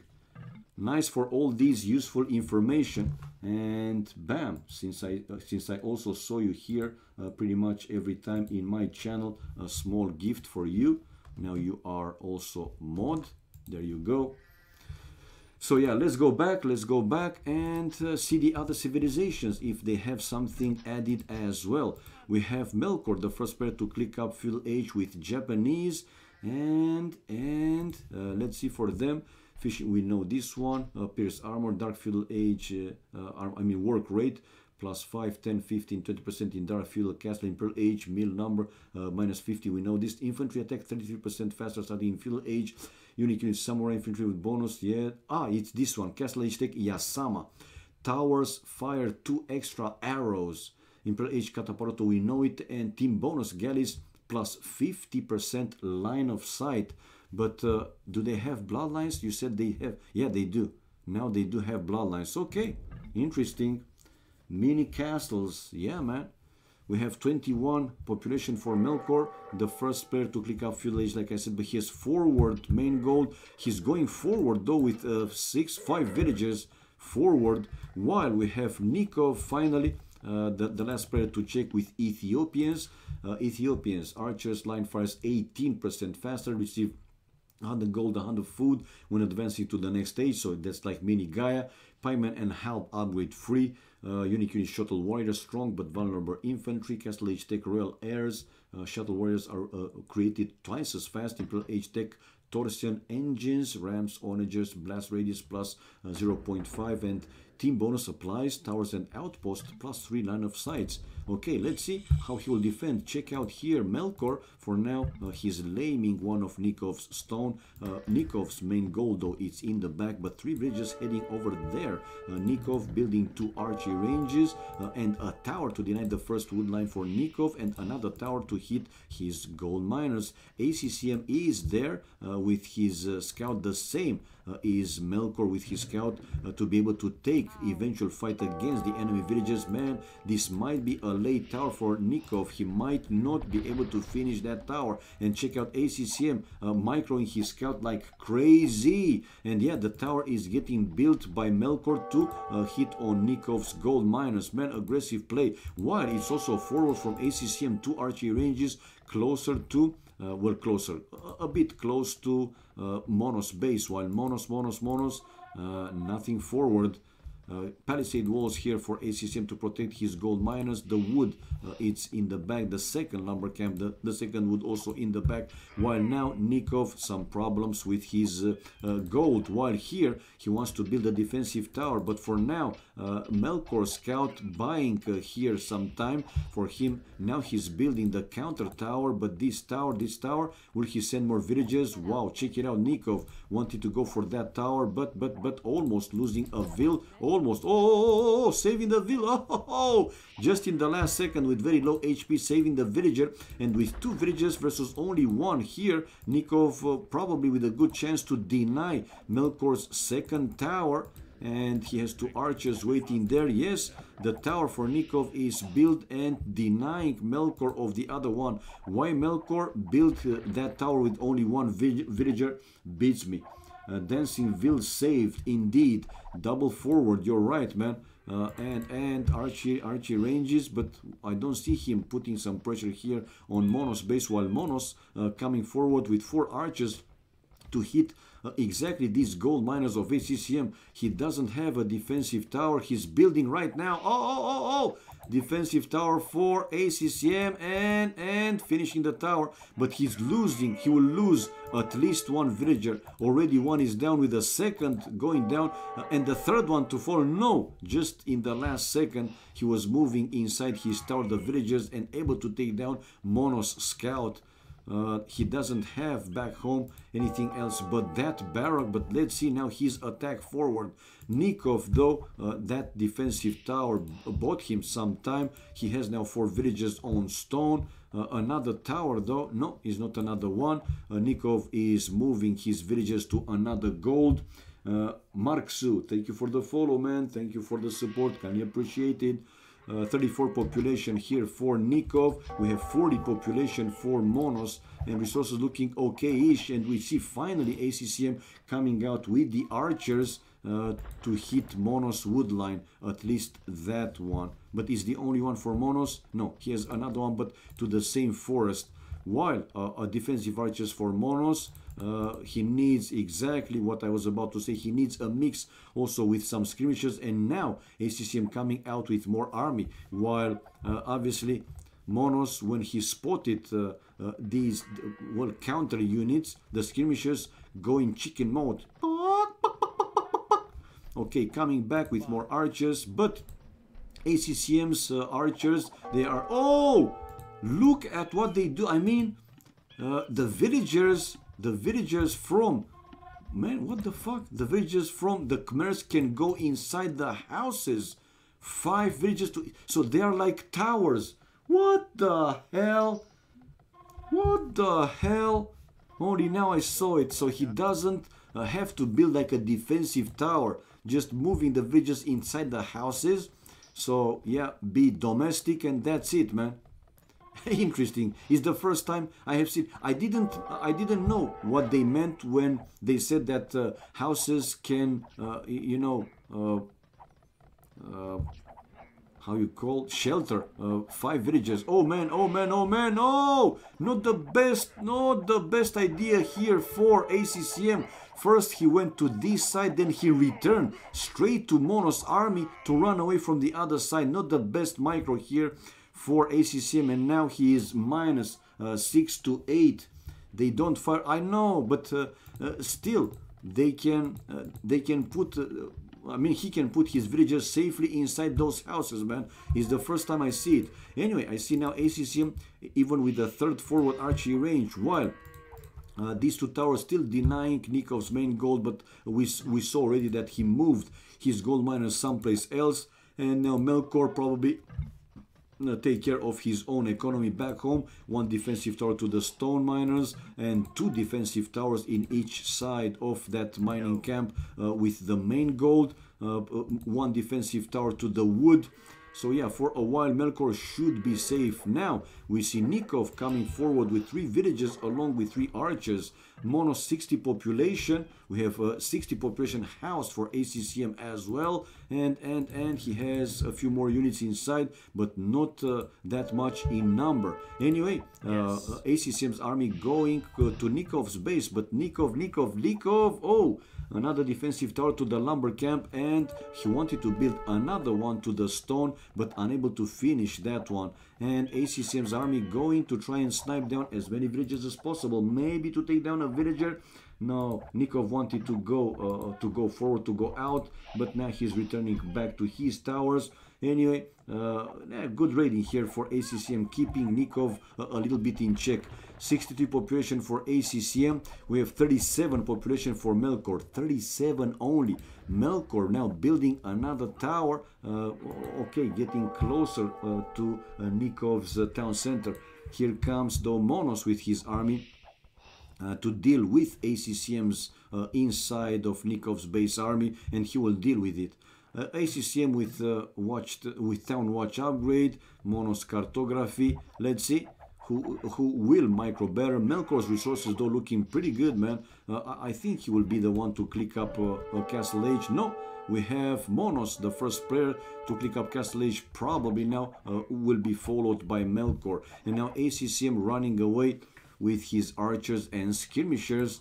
House here for Nikov to deny this army to go through, and he was doing this just in time, while now Monos is closing the distance and trying to take the fight. It's a hill advantage here for ACCM, and we see the score switched. So like predicted and expected, Melkor now the second player on the way to Castle Age. Nikov with one tower, and whoa, he was able to hit this wood line of Melkor. That's pretty good, but the three villages, forward villages for Nikov, they are basically idle for now.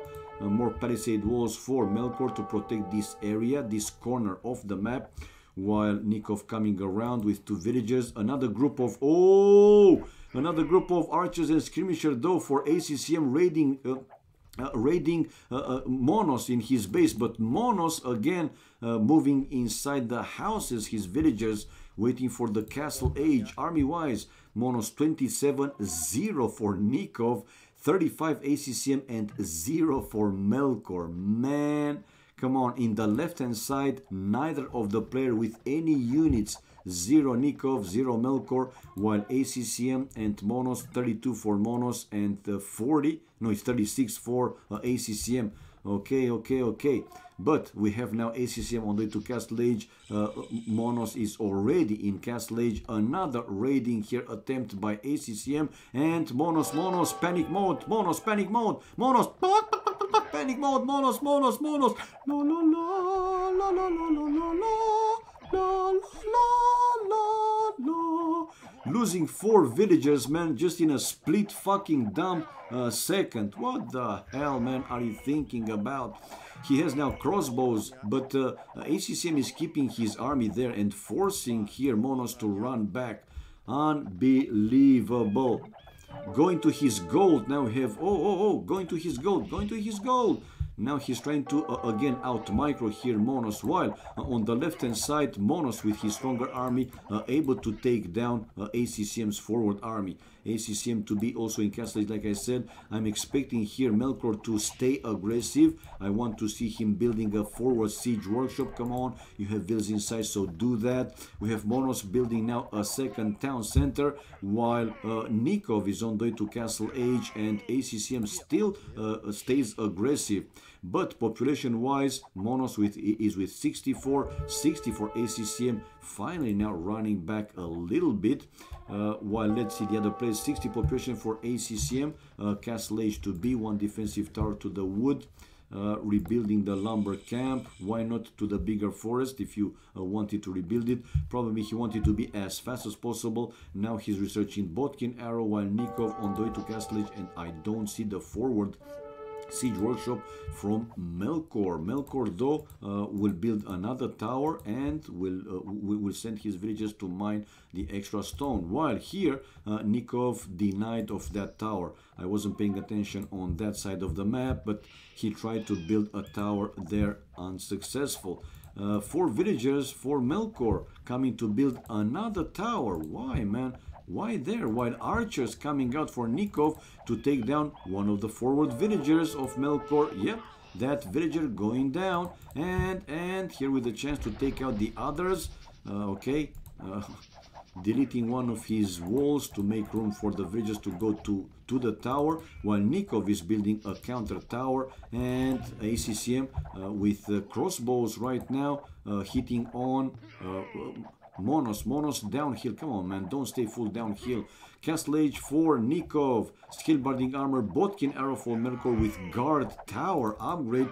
Finally, Monos is at the same level of ACCM's army, but he doesn't have the numbers left and he has to run back. While these now with Japanese, they are Guard Towers, 1500 hit points, while Nikov a Siege Workshop back home. While Melkor, more towers incoming. On the right hand side, we have Monos coming over with another group of crossbows and skirmishers to hit this wood line of Melkor. Melkor has these guard towers though, defensive guard towers, and probably his guard tower will be able to take down this one, the forward one of Nikov's. For now though, the crossbows, some more crossbows for ACCM, keeping here Monos in check. Look at the idols. Monos 21, 28 he had at one point out of 44, so more than double the villagers were idle basically. Go to the gold, man, go to the gold. Now ACCM coming with the crossbows to join his armies and to deal with Nikov's knights. Nikov's knights, no upgrades, and he will lose them, yeah, without probably even killing. No, he did kill a crossbow and the skirmisher, good job, but he lost 2 knights just like that. Still no forward. Finally, there you go. I was about to say still no forward Siege Workshop here for Melkor, but he did build a forward Siege Workshop. Let's see if he will go with mangonels or with rams to straight away destroy these, you know, archery ranges of Nikov. While on the other side, oh, Monosito with 1 mangonel to try and pick up ACCM's army, while ACCM will go again to raid here Monosito. Monosito will be on the run, but until he's running away, more villagers going down for him. No, only one down. That was finally a good and fast move for him. While mangonel here for Melkor, he wants to deal with these rams probably, and another mangonel to come out. No, he doesn't have the wood to do so. Okay, Monosito still defending for now though. 76 population, 48 only for Melkor. Melkor with problems, man. And we have Nikov with crossbows raiding his stone miners, and no reaction for Melkor. Probably he's paying attention to the forward. No, he spotted, but even so he lost 2 villagers, taking down 1 crossbow, probably a second one. No, only 1 crossbow. While his mangonel able to take down Nikov's rams, and now he's keeping his mangonel repaired while the tower is hitting on that knight. Okay, oh no, unable to save that mangonel, but another one incoming for Melkor right now with another one, so he will have 2. While Nikov 1, 2 town centers, 2 TCs. Yeah, 1, 2 town centers, a 3rd town center. Okay, they're in the back, so 3 town centers. While Melkor 1, 2 town centers only. 70 population for Nikov. Like I said, 3 town centers and coming out with knights. Okay, where is that stable for him? Okay, 2 stables for Nikov, but he doesn't have the gold anymore. He has 1 defensive mangonel, but now he's losing. He will lose both archery ranges. Guard towers hype indeed. While let's see on the other side, for now Monos still in defensive mode. 70 population for him, while 90 here for ACCM. But oh, this time is payback time, biatch. This mangonel able to take down half of his crossbows. Yep. While ACCM 1, 2 town centers and 3. Okay, 3 town centers. So except Melkor with only 2 town centers, the other players seems that they have 3 TCs, or Monos also with 2. No, Monos also with 2 TCs, man. Monos also with 2 town centers. While more crossbows coming out from ACCM's archery ranges. Anyway, on the other flank we have mangonel fights now. Nikov losing his mangonel, defensive mangonel, and now to lose his first town center, sending the knight over to try and take down another mangonel from Melkor, but he's going in the range of now 2 towers, and yeah, the knight is going down. He's keeping his town center repaired with 3 or 4 villages. More knights incoming from Nikov though to be able to deal with these mangonels. 1 scorpion for Melkor. Come on, Melkor. Instead of that scorpion, why not building a forward barrack and you know, pikes, spear, even spears, because yeah, Nikov's knights no upgrades. A second siege workshop here for Nikov to try and keep up with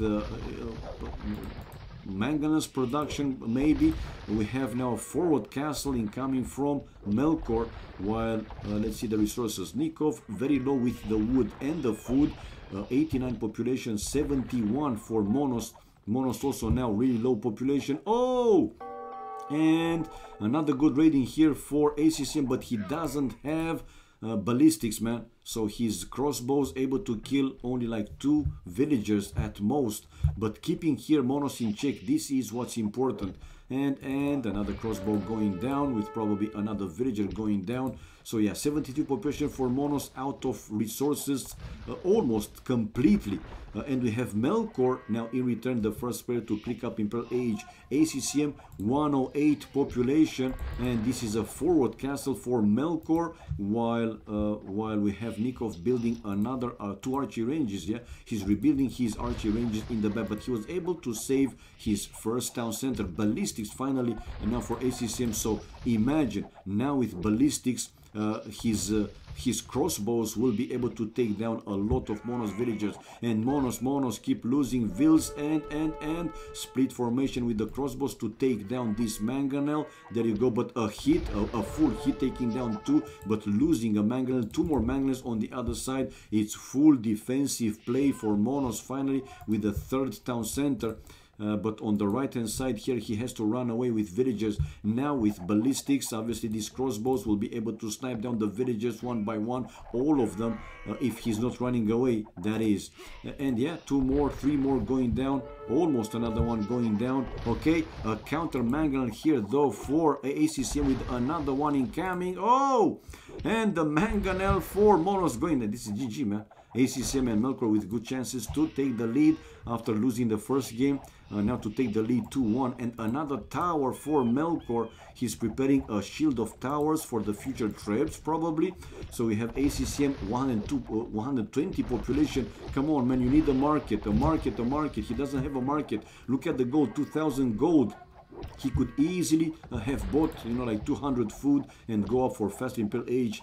Still, the food will pile up, obviously. And and Theogenico, I have a question. Did the Romanian economy from Mem start because of Katsuni? Yes, because of me, man, because of me. I mean, he has, you know, some expressions thanks to me, I like to say. But I mean, he's a super funny guy by himself. Nevertheless, he didn't need my help.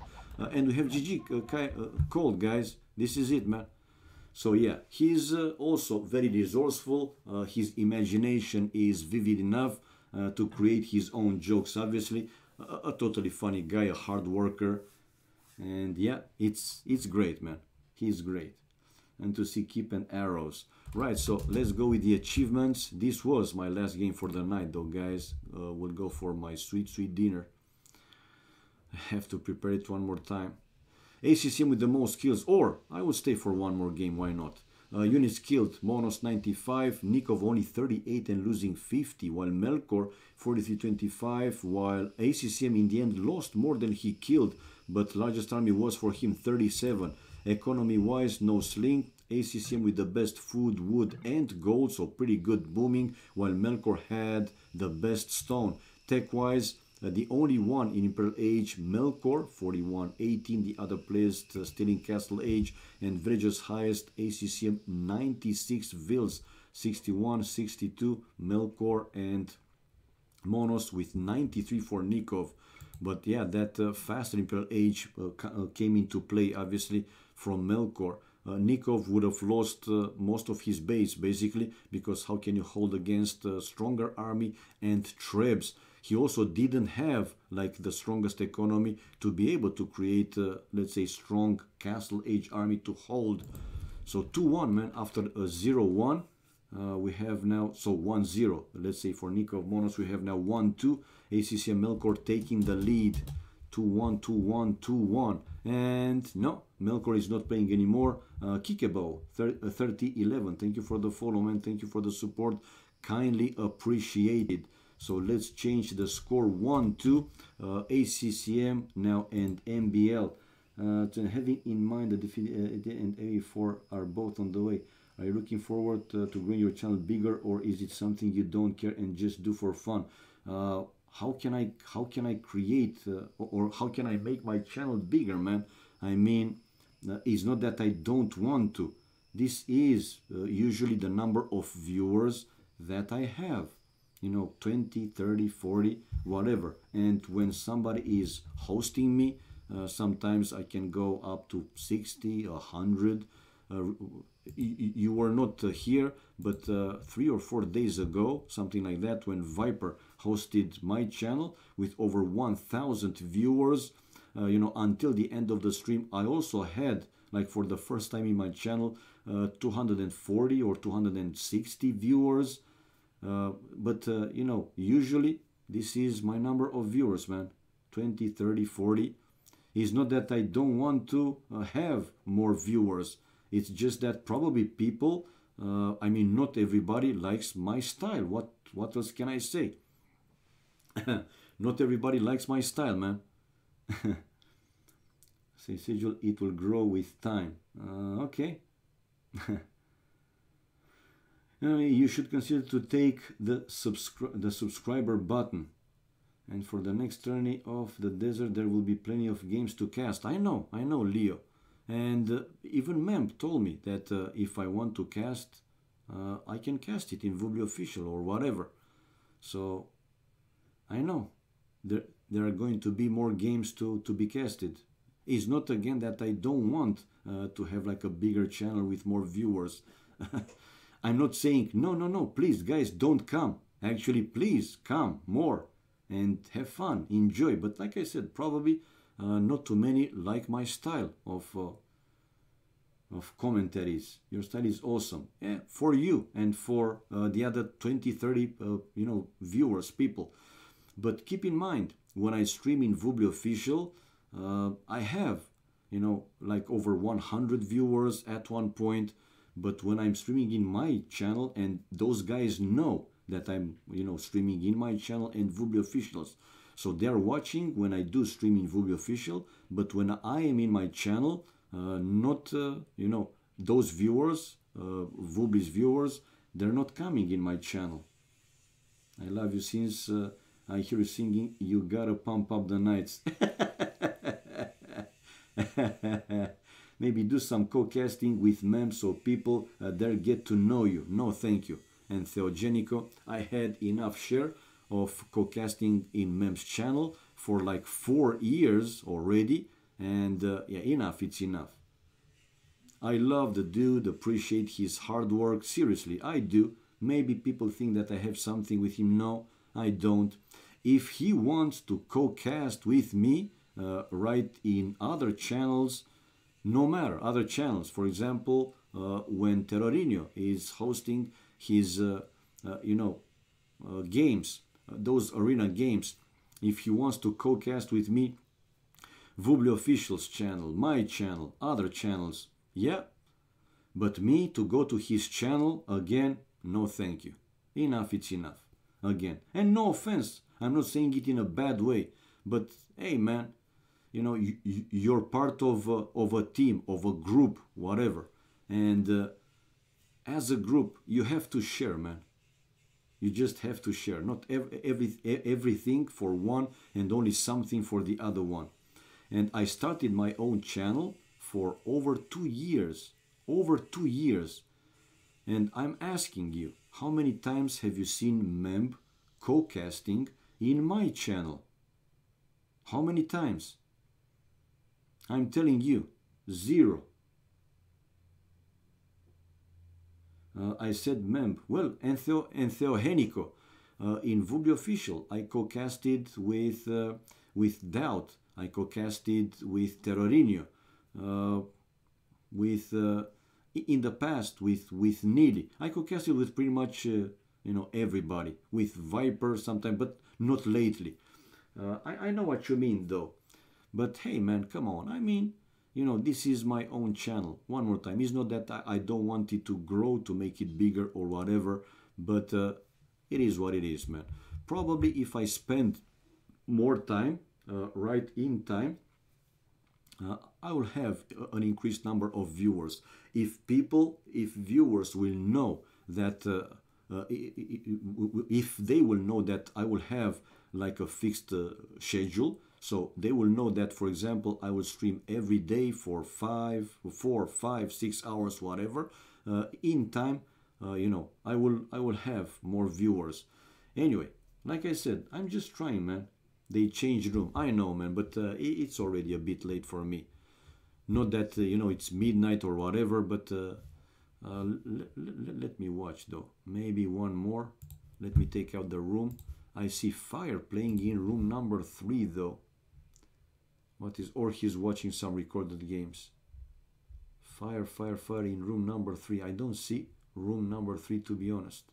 Oh, yeah, I see it. So he's watching some recorded games, probably. And Nikov is now playing in room number 4. It's a 2v2. Oh, we have Nikov MBL versus Hart and Leary. Oh, let's change. Let's go for one more game, okay? We have MBL. And the other guys, they are Hart or Leary. Let's go. Plus Hart TTT. Is with 3 T's. I never knew it. Is with, yeah, with 3 T's. There you go. So player 1 flag now becomes Browse Norway. Okay, player 2 flag becomes now Austria. Player 3 flag becomes Argentina, and let's display it. And player 4 flag becomes Peru. Bam! And going now to outside, let's display all the flags. There you go. Nikov MBL looking beautiful, right? Let's reset the score. 0-0. And let's join the room, guys. At your request. Leary and Nikov, Leary, Hart and Nikov MBL. Room, going to the room, changing and displaying it. Let's see when the spec delay is displayed. Yeah, man, I can't resist to that lineup. Of course, you can't resist it, man. How good, well, got no name. What? God is about, what? What's your question? Anyway, nice to see you. Nice to see you. Got no name, man. Voice so low. Maybe you want to increase your volume, Hamada Monir, because should be fine. It's even, higher than the in-game sound. So check your settings, whatever, because should be fine, man. The other guys can hear me loud and clear. Okay, so 2v2, guys. We have Hart, Leary versus Nikov and MBL. And let's see the civilizations. Koreans and Aztecs, they are playing team random. That means random and mirror civs. So let's see the pairs. In the right hand side and lower side of the map, we have Nikov as Koreans versus Leary as Koreans. So it's mirror. And to the left hand side, we have the Aztecs, MBL versus Hart. Okay, let's see if MBL in this game will go for laming or not, because we know him, we know what he can do. Often even see him going with a forward villager to lame the enemy resources, gold, stone, whatever he could find. And okay, 4 Bambis for a Hart, not too far from the town center and not too many obstacles in the way of the town center, so he can go for at least 1 Bambi. And towers. Okay, let's see. I'm curious if both Korean players will go with tower push. MBL lames in 9 out of 10 games, at least it feels like. Yeah, I know. Mega lamer boy, who wants to be a lamer boy? And obviously this one, if you hear mem, comes also from me, the singing, that is. Anyway, had fun with the dude, man. And who knows, maybe in the future we'll have more fun. You can never know. Korean's onagers have almost no minimum range instead of increased range. They changed something with this patch or whatever. War wagon, yeah, they have it, man. Castle Age Tech, Panoxeon, turtle ship move 15% faster. Nah, they don't have it. War wagon, war wagon, war wagon, war wagon.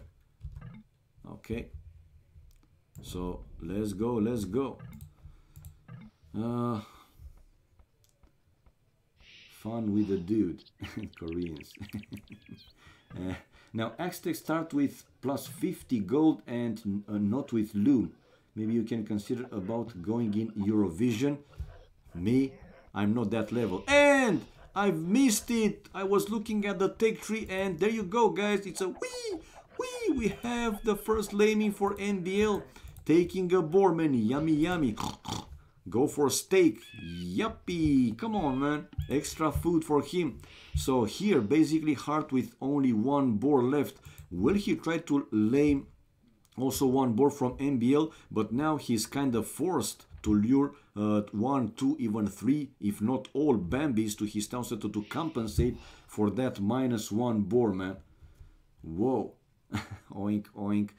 17 pop and the first Bambi pushed to the town center. 16 population for Hart. We have 17 for NBL getting his second boar. But this is his first boar in total.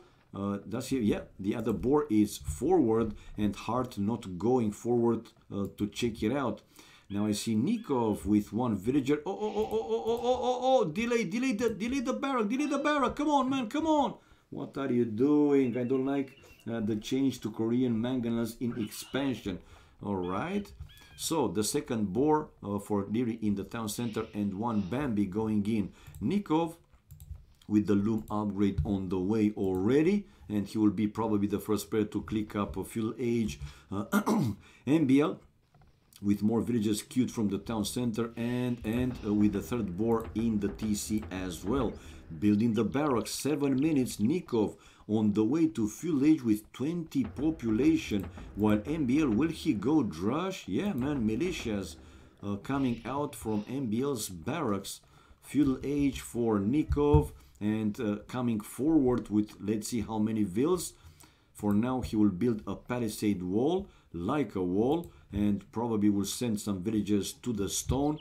Main goal for Nikov in the back, and indeed 2 villagers on stone, and he's coming forward with 8 villagers. 8 villagers forward, and the third one on the stone. While here we have Leary with the barrack build on the way to fuel age. Difference between him and Nikov is almost a minute without 11 seconds, so that's 49 seconds. Main goal for Leary also in the back with a side stone. And where is Nikov coming through? He will see here Leary scout. Nikov for now is delaying a little bit his advancing with the villagers. Now he'll advantage for Nikov, but not the best micro, and his scout was taking more hits than enough. But now he's up. Nikov is up, and 8 villagers forward. 2, 4, 6, 8.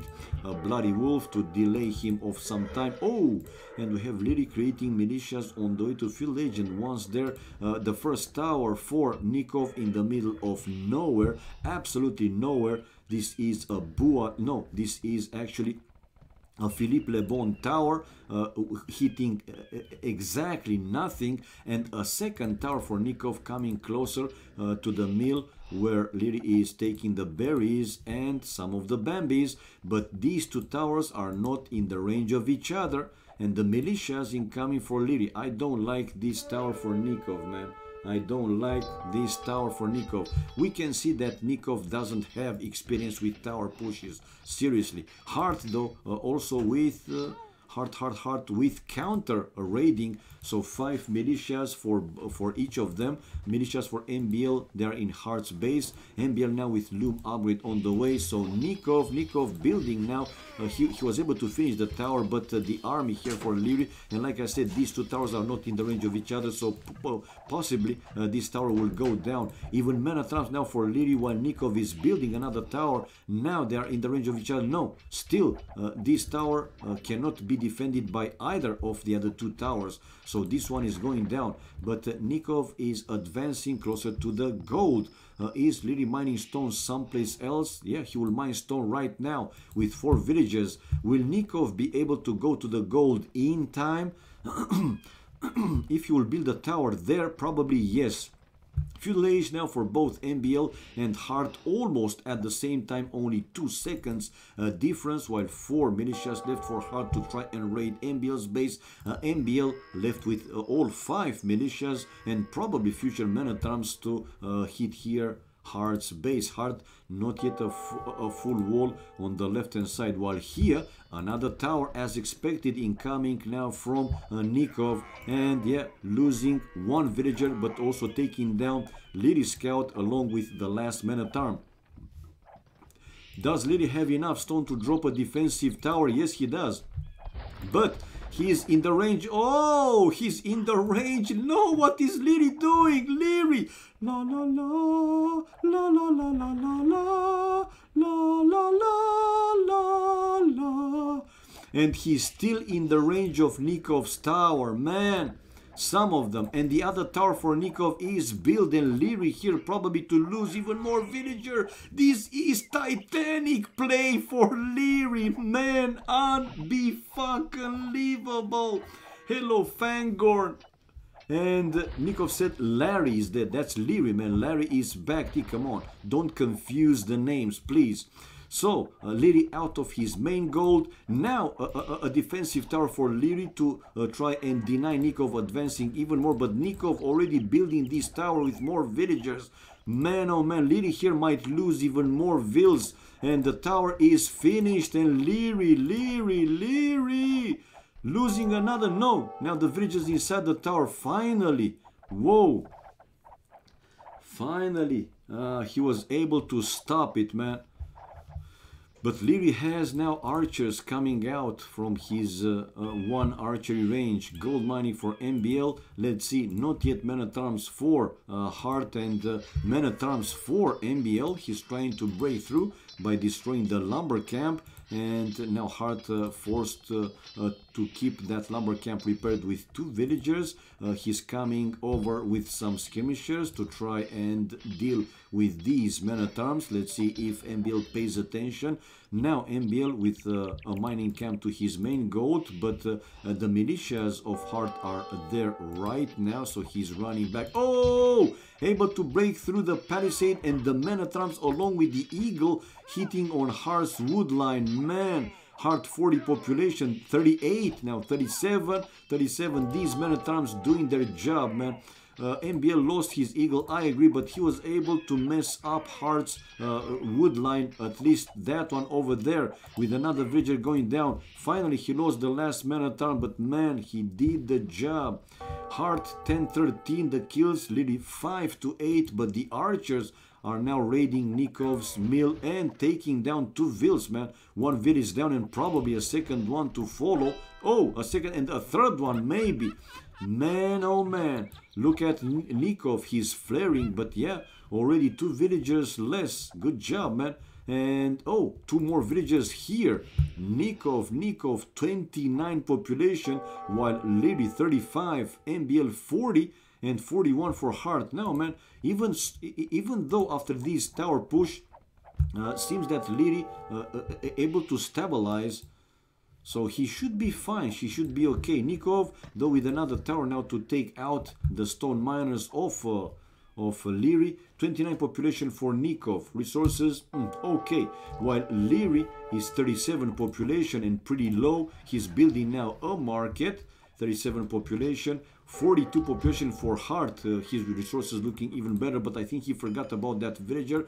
He didn't build another house or continue with the palisade walls to make it like a full wall. Fletching now for Hart, and he's coming forward with a group of skirmishers, while MBL there with a few men-at-arms and skirmishers. Let's see if the men-at-arms will be able to help MBL. MBL also now with fletching upgrade on the way. Leary is on the run back, 46 population for both of them, while we have Leary 40 and Nikov though suffering 32 population. These archers though are now out of his base. Still not mining gold here, Nikov. Yeah, he's mining stone with one, now a second vill. Even so, these archers can go around the cliff and still try to hit his stone miners or the villagers taking the berries.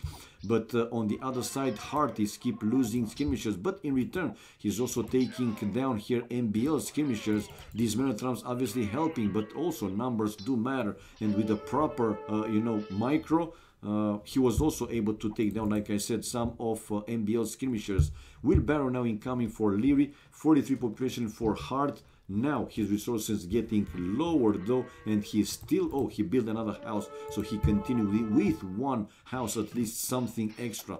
Castle Age, guys, for MBL with 48 population. MBL on the way to Castle Age, while on the right hand side here the archers again taking Nikov out of the stone. Nikov still not on gold. Now he's moving some villages on gold and building a blacksmith. Nikov though, does he have archery ranges? 2 archery ranges there for MBL. And the towers here, another tower tried by Nikov. He's mining Leary's stone, but that tower will go down eventually. Okay, Leary still taking his main gold with 2 villagers, because this tower is hitting on his houses, while on the left hand side some eagles from Hart, some eagles from MBL. But MBL, man, Castle Age, this might be a big difference, an enough difference for Nikov MBL to win this first game. Obviously the game is not over. Of course he knows there's a hole at the barracks, right? Hart, that is, at the barrack. I think he does.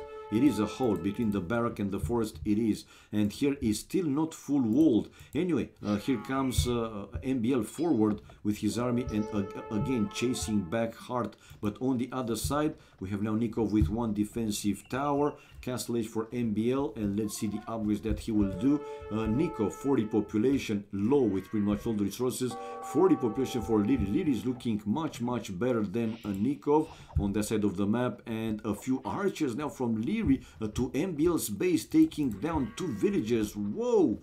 While MBL just advanced to Castle Age. Let's see, is he coming forward to build an aggressive siege workshop, or what's the plan for now? The second wood upgrade and a few skirmishers to deal with Leary's archers. And eagles, and more eagles. Eagle scouts. We have Leary using the market now. The second player clicking up Castle Age. While for now he's not on stone, he's on the other gold, the secondary gold. Yep. It's better to be safe than sorry, because Nikov is building now more and more towers, and another one tried by him, while another defensive tower by Leary. Man, oh man. Okay, I've seen a screen walking through there. Yeah, it is, man, it is. Nikov carry MBL and wins. You think so? Now tower for both of them, so this is a hill advantage for Leary. Castle Age incoming for Hart also, while check out MBL, he's trying to break through that what is the palisade gate. I didn't know how it was called completely. And yeah, he built a house, man, so he covered that hole between the barrack and the forest. Now he's fully walled, but this gate is going down, the palisade gate is going down. And yeah, MBL's eagle warriors are inside. 55 hit points, while 50 hit points for the feudal eagle. Right, more eagles incoming from MBL, breaking also to the other side.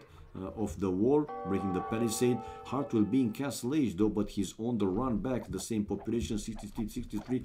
Leary now Castle Age will be obviously, while he's dealing with Nikov's towers. Another tower though for Nikov, but Leary's there with his villagers and pushing Nikov away one more time. And Nikov losing another of his forward villagers.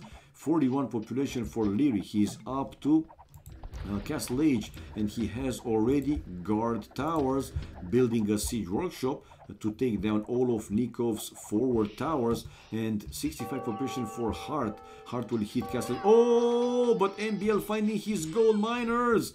Okay, it's time for him to run back to the town center. Not too many going down, only 2 villagers. And now Lily has also a few eagles. Their crossbow upgrade for Hart. Botkin arrow the second would upgrade, while Leary with padded armor, MBL with iron castle, so the +2 attacking upgrade, and MBL still sending eagles over. Eagles, and more eagles. Man, these crossbows, can they do something significant? I don't think so, but you can never know.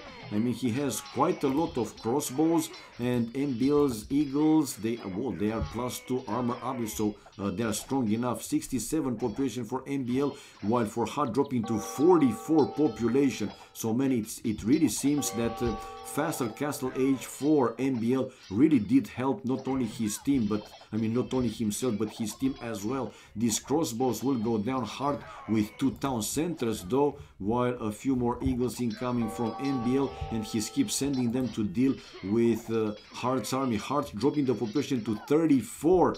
While Nico 45, Lily 48, and MBL 68, and calling it GG right now. Unbelievable. So 1-0, guys, for MBL and Nikov, thanks to faster Castle Age by MBL. Wow. It's Warlock Kingdoms, man. Turambai, it's standard AoC, but played with Warlock Kingdoms mod, which enables for standard AoC to play with extra civilization. Like 12 more civilization, or how many they are? 13, 14 new civilizations. Anyway, a lot of them. So 1-0. Let's go through the achievements fast and stay for one more game to see if it's 2-0 or it's going to be 1-1. And after this one, I will go for my dinner. So I will stay for one. Can miss the chance to see if Lily Hart will be able to even the score, or Nikov and MBL will increase their lead. For now, military, most kills for MBL makes sense, while Hart lost the most, 70. Largest army, both MBL and Hart, 27. But those Castle Age Eagles, man, damn strong. Stone, best for Nikov, while MBL had everything else. Food, wood, and gold. So very good booming for MBL. Fastest Castle Age for MBL, 24-21, and the next player Lily was after 3 minutes in Castle Age. That was pretty significant. Villagers highest also MBL, 48 villagers, and the 1-0, 28 civs in total. I think I know, man.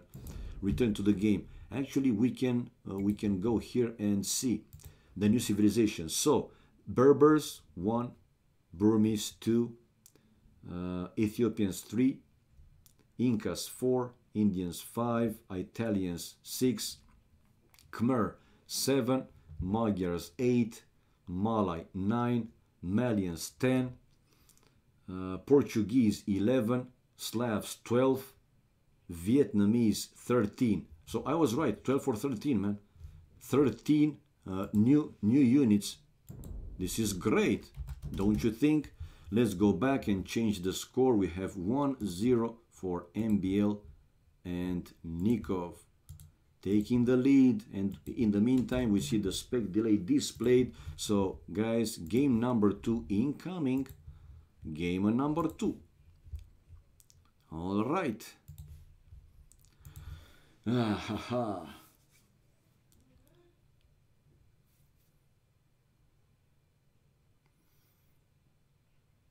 Yeah. It's I think it's 31. True. I mean, new civilizations, they are 13.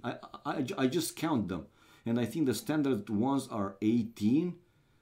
Yeah, 31 of them. True. Empires plus conquerors plus kingdoms, warlord kingdoms. That's 31, man. So more diversity, which is great. One more time for us, the viewers. So let's go. This time this is a pretty weird looking Arabia, but it's an Arabia nevertheless. And this time the civilizations, Burmese and Ethiopians, two new civilizations. It's again team random, random sieves but mirror, and we have Burmese and Ethiopians. And let's see the pairs in the north, so upper side of the map. We have Liri as Burmese versus, no, in the left, excuse me, in the left hand side, Liri as Burmese versus Nikov as Burmese, so it's random, it's a mirror, excuse me. And on the right hand side, we have the Ethiopians, Hart versus MBL. So the same pairs in the first game, it was also Nikov versus Liri and MBL versus Hart. So again, the same guys. So let's see this time how they gonna play it. Malin is African Kingdom, so let's see what they bring to the table. Burmese, free lumber camp upgrade, infantry +1 attack per age, starting in feudal age, monastery tech cost -50%, so half for each of these tech in monastery, pretty good. A unique unit Arambai, we have seen MBL destroying Jordan in 1v1 with Arambai units, right, taking down his knight's army like they were flies. Very, very strong, man. Powerful but inaccurate ranged cavalry, but in a close combat melee attack they are super strong. Castle Age Tech, Howdah, Battle Elephants +1/+2 armor, Imperial Age Tech, Manipur cavalry, and Arambai +6 attack versus buildings, +3 of that blockable by building armor. Relics visible on the map, okay? So if we go like this, yeah, they can see the relics, man. They're visible on the map, so they can see where they are. 1, 2, 3, 4, and 5. They don't have to scout specific for those. While let's see now for the Ethiopians, we have Hart with Ethiopians. For the Ethiopians, they are archers, line fires +18% faster, receive 100 gold, 100 food when advancing to the next age. Mini Gaia, pikemen and halb upgrades free. Unique unit Shuttle Warriors, strong but vulnerable infantry. Castle Age Tech Royal Heirs, Shuttle Warriors are created twice as fast. And Imperial Age Tech Torsion, engines, rams, onagers, blast radius +0.5 and team bonus applies. Towers and outpost +3 line of sight. All right, the first boar incoming, and where is MBL? Because one villager down here. He lost a villager bringing the first boar. Heart already -1. When I was moving to MBL's to check his scout, if he's going for a laming again, I heard ah! So yeah, he lost a villager. This is it, bringing the first boar to the town center. Villagers without loom, man, and that boar was probably pretty far away. Well, it's not full Titanic Hevoro, but let's say like a semi-Titanic. Anyway, 16 population for him, while MBL bringing the second boar already. And is he going? No, oh my god, I lost it. So he went for a wee MBL again. This is his first boar, right? But the second boar, thanks to the laming, and he has the third boar, his second boar waiting in front of the town center. Man, I was checking, the tech tree and missed again. MBL laming a boar from Hart, while Hart just pushed now. Lured the first Bambi to his town center. Yeah, the scout is lower HP, so he did. Mega lamer boy. Arteras, are the new sieves used a lot? Well, Arteras, they're playing, team random. And often, if not all the time, but often, they're getting at least one new civilization using this mod, Warlock Kingdom. As you can see, in this game, new civilizations, both players in each team, Burmese and Ethiopians. We have Nikov, the first player to click up feudal age with 20 population. Man, oh man, 20 populationische. While Liri, let's see how far behind he will be. MBL researching loom right now and bringing the third boar to his town center. And indeed, after Nikov, we have MBL on the way to feudal age, while both Liri and Hart researching loom right now. -1 vil and a boar. Indeed, man. Indeed.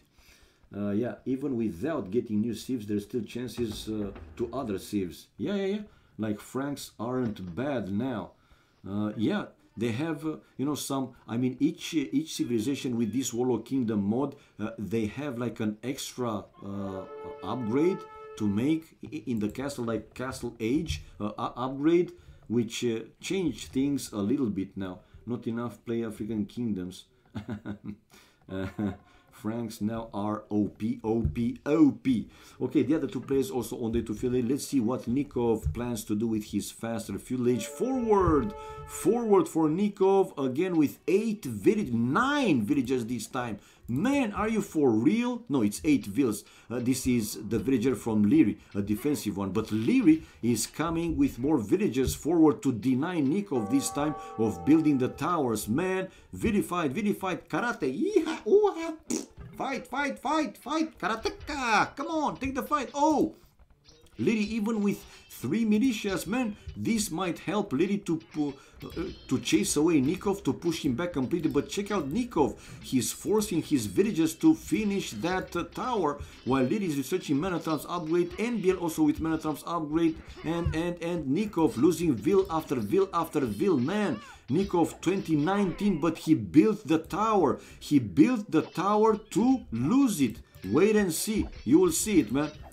And he lost. Look at the kills and death ratio. Nikov 1-7. Bye-bye. Nikov is out of the game. I don't think that they will be able to recover. And all the villagers going down for Nikov. Man, oh man. 1-9. He lost even the scout. Nikov. La la la. La la la la la la. La la la la la. Every time when Nikov go forward with villies, he just pray that the enemy don't see. But this time Liri was ready and killing his forwards, and Nikov doing Titanic. Ooh, ooh, ooh. Oh my god. Someone clip this Titanic. You clip it. Oh my god. Okay, Nikov in problems, but now he has a defensive tower in, no, 2 defensive towers, one close to the mill, one in between the lumber camp and the mining camp with the stone miners. So here comes now Liri with the 3 man-at-arms to take down the defensive tower. Well, Nikov can easily use his villagers. Man, seriously, I would be surprised if Nikov and MBL will win this game. I mean, check out Nikov, 20 population, man, compared to 28 Liri. He's so down, so behind. 20 population Nikov, Liri 29 population. First farm upgrade, he has the archery range and coming out with archers, mining the main gold again. That's his barrack, fancy looking barrack, the mill. So now Liri is safe back home, while MBL also didn't do too much with his faster feudal age against Hard 2 archery ranges, building now a blacksmith. Still a hole between this blacksmith and the house. Okay, his army going around. Palisade walls to protect the lumberjacks. Not on the other side, no, he doesn't, but on the right hand side here he has palisade walls to protect his economy on that side of the map, fletching for both Hard and MBL with only 1 second difference. This is a weird looking palisade gate. He's still okay, now he's fully walled finally, and we see Hard coming forward with his archers, while MBL also goes forward with his skirmisher army. On the left hand side, I don't see Liri coming aggressive. He did build a palisade wall to that side of the map. He continues now with blacksmith on top of that hill. Maybe mine archer to you. Let's see. Wheelbarrow coming for Liri. We have 41 population here for Hard. Resources quite low. MBL as well quite low. But check out MBL inside here Hard's base with his skirmishers set to take down, to snipe down this villager. But these are only skirmishers, man, not the strongest ones. While the archers for Hard still trying to find away inside MBL's base. MBL to the right hand side, man, this is some really weird looking palisade walls.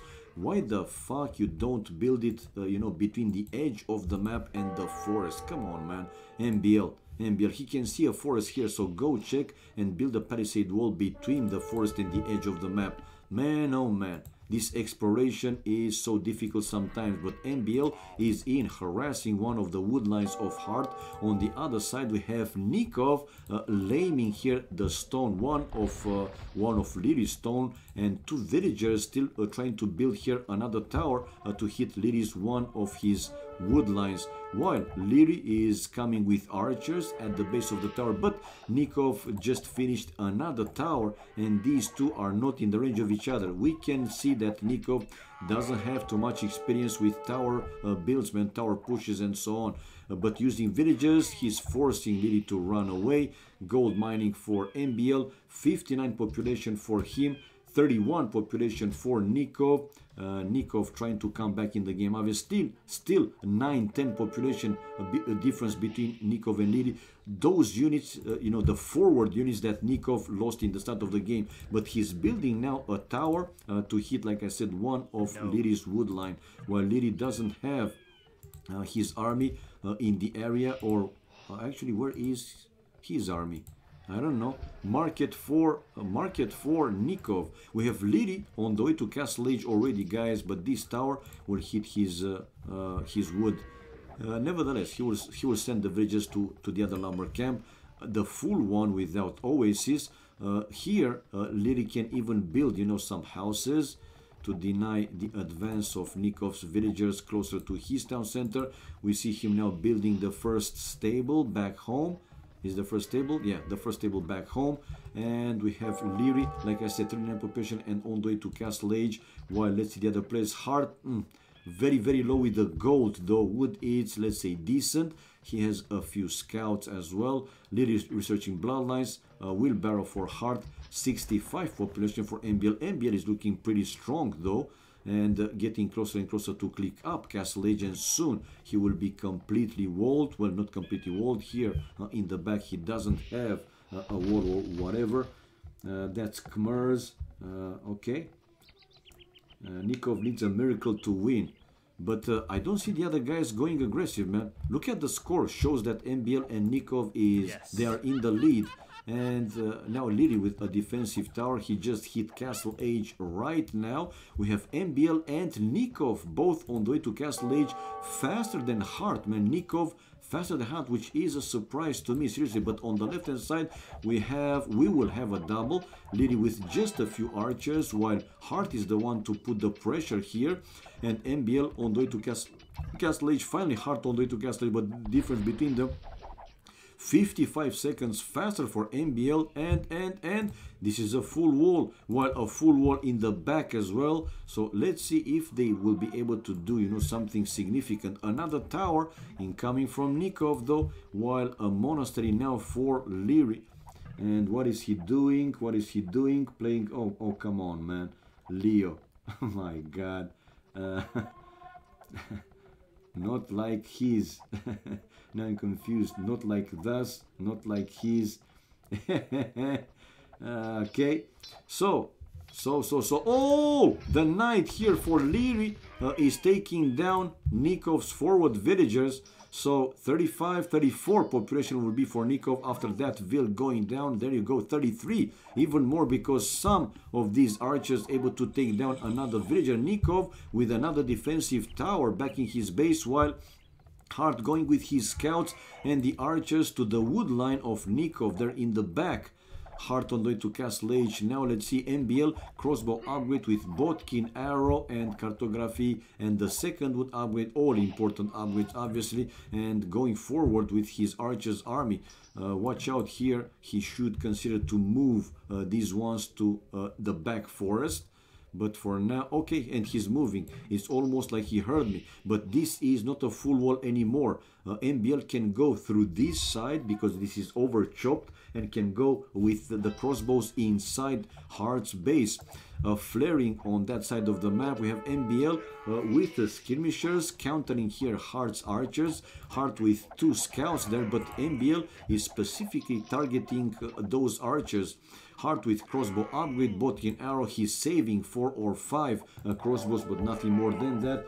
Serdar, hello to you, nice to see you back. So MBL is inside, he was able to take down the palisade gate, and he's inside Heart's base, and they're in the score lead, man, which is a huge surprise for me. Here is coming Lily though, to be able to help Heart. Heart's population 46, still more than Nikov's, and MBL specifically going for Heart's villagers for now, and now finding a good place for the crossbows, but Heart destroyed his mining camp to allow Lily with his knights to take down all of MBL's crossbows, and now Heart is building another town center to his main goal. So this is town center number 2 incoming from him. Right, 76 population. We have 43 population for Nikov. Nikov is still pretty low, but guys, Nikov has a castle up and going, Arambais, and I have seen seriously how strong these Arambai units are. They are destroying the knights, man. In a 1v1 fight, they are destroying the knights. Now 3 town centers for Liri, 74 population, MBL 82, 55 Heart and 47 Nikov. Still now 57, 48, 9, 10 more population for Heart, but Heart also doesn't look too much strong, man. Husbandry for Liri, Town Watch for MBL with leather armor, so a few more upgrades, and these Arambais incoming from Nikov. Let's see, they are already 18 attack, man, while these are only 10 attack among here for Liri. Let's see, for now Nikov not engaging in a fight. Okay, while on the right hand side still nothing happens. MBL gathering some more army, while Heart doing the same, gather some more army. He has now 3 town centers, while MBL is with still with only 1 TC for real. Yeah, man, only 1 town center from MBL and army. Army wise, MBL 41, 10 for Nikov, 18 for Heart, 15, now 19, 15. So MBL alone has more army than the other 2 guys together, the other 2 players from the other team together. Man, that's huge. I mean, this is a big difference. But let's see, his army is going right to Heart's base, while Nikov, oh, he's inside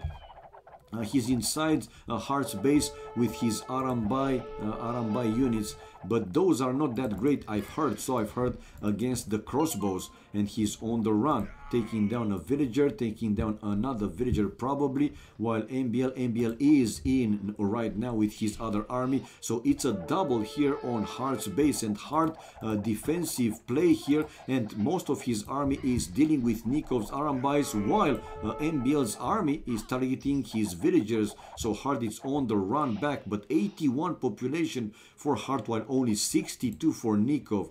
Nikov still with only 1, no, it's 2 town centers for him. Right, a market and building, preparing to build a 3rd town center. It's a pause in the game probably right now. 63 population for Nikov, low with pretty much all the resources. Liri 102 population, and check out his resources. Liri with a chance here to go first to Imperial Age.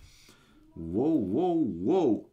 Arambai are like the OP DPS unit to mass like Mega, except they die that much easier and are so difficult to stop being killed off. Even in mass, yeah, true. Still powerful, yeah, they are powerful, but yeah, depends what you have to counter them. In this situation, crossbows, I saw that they're doing a pretty good job. And we have now Lyric, coming with knights to take care of MBL's army. And the pause in the game, come on guys, come on. We want the game to run. All right. Still, in my opinion, the advantage is for Lily Heart team. But yeah, these fights can change the situation in the game. If Lily, for example, it's an example, he will lose all his knight's army, then problems, right? But let's see, for now, MBL is targeting with his skirmishers, most his skirmishers, Heart's army, while Liri doesn't engage in the full fight, at least not yet. Not too many Arambai units left for Nikov, though, to deal with Liri's knights. MBL grouping his army together, and they're fighting now, man. Liri and Heart, probably they're winning this fight. Yeah. Yeah, NBL is losing pretty much everything, and he had over 100 population, now dropping to 80, even lower than Hart. 78, 70 for Nikov, 103 for Liri. Liri, guys, is on the way to Imperial Age, like predicted. Like I said, resources for him were looking very, very good, very convincing, and yeah, on the way to Imperial Age with one castle as well. Burmese Iron Casting, Imperial Age, to protect the extra gold for him, while Nikov, stream ended. I don't know what happening. Nikov fleeing instead of helping. Yeah, so let's see, guys, let's see. At this point, achievements. We have military the most kills for MBL, but he also lost even more than he killed. 61 largest army was for MBL, 51, while the second one, Heart, with 24. Economy-wise, Liri with the best food and gold, stone for Nikov, and wood for MBL. Tech-wise, fastest castle age, Liri, but Liri also on the way to Imperial Age, the only player on the way to Imperial Age. Society villagers highest, Liri at this point 93 villagers, and Nikov, MBL, and Liri not far, apart each other. 61, 62, 63. Nikov also 3 relics captured, giving him 200 gold, while 2 for Liri, over a bit over 300. And again, I don't know, have to go GG's.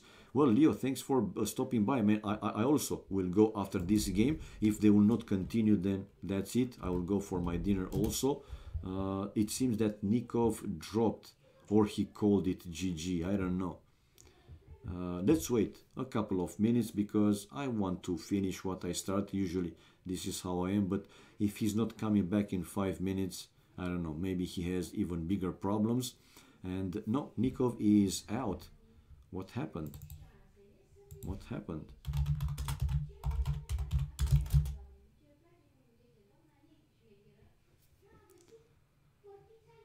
I'm asking MBL, what happened?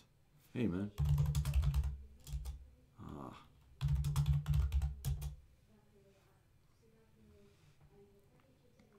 Yeah, so Nikov dropped. Yeah, MBL just told me Nikov dropped, so he's waiting for him to come back, if he's coming back. I see him in Medieval Siege, though. Nikov MVP, but I don't know.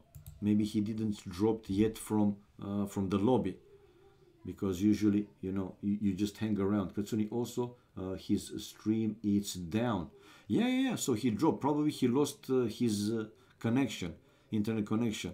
Remember, guys, that, for example, now I didn't have any drop down, any power down, and Nikov is back. Okay, so they will restore the game. So I didn't have any, it happens. Sometimes I have those power downs, which they are so annoying, but nothing I can do. Like I said, for over a year, I have a construction site very close to my house, and when they have to unplug, some industrial machines, I don't know, we have these power failures.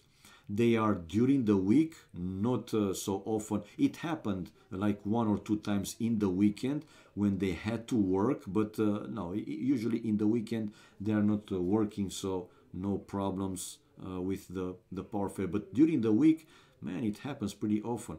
And again, they have, the city hall, the mayor's approval, so nothing we can do. They are just, building legally. And this is how it is. Connection, yeah, he's not streaming anymore, probably internet issues, but he's back in the room, so I'm thinking that he can stream if he wants to. Nevertheless, we see the restore game here, right? Restore file, so they will continue from that from this point. But with Liri going in Imperial Age, he will have stronger army, and I think in the end it's going to be 1-1, but have to wait and see. We have now the spec delay displayed. I'm a civil engineer. Maybe one day I'll be there as the guy who plugs in JCB diggers. to farm. Who knows, Mr. GPN? That would make me, oh my God. Okay. Yeah, man, nothing we can do. They legally working, they have approvals, so we have to deal with it. Unfortunately, yeah, we have a construction. I have a construction site close to my house. It wasn't until 1 year ago, but it started, and probably more to follow, because where I live is an area with houses, and some old people they are willing to sell their houses for, let's say, decent prices of money, to be able to go along with their lives, to have extra money, to pay whatever they have to pay. It's a pretty difficult situation, and they're considering to sell the houses. And where I live, it's an area mostly full of, it's not full of houses, but 90% they are still houses. But slowly, like I said, some people selling their houses and make room for those tall buildings with a lot of apartments in them, and offices and so on. Right, Leary coming out now with Battle Elephants, 111 population. He is still the only player on the way to Imperial Age. He's researching Howda. And we have MBL now on the way to Imperial Age, but now Nikov is keep losing his Arambai units. Yeah, these are weak, it seems, versus ranged units like crossbows, and Hart able to snipe down 3 without losing a single one. Those are 7 range, while the Arambai units only 5 range, so the advantage is for those.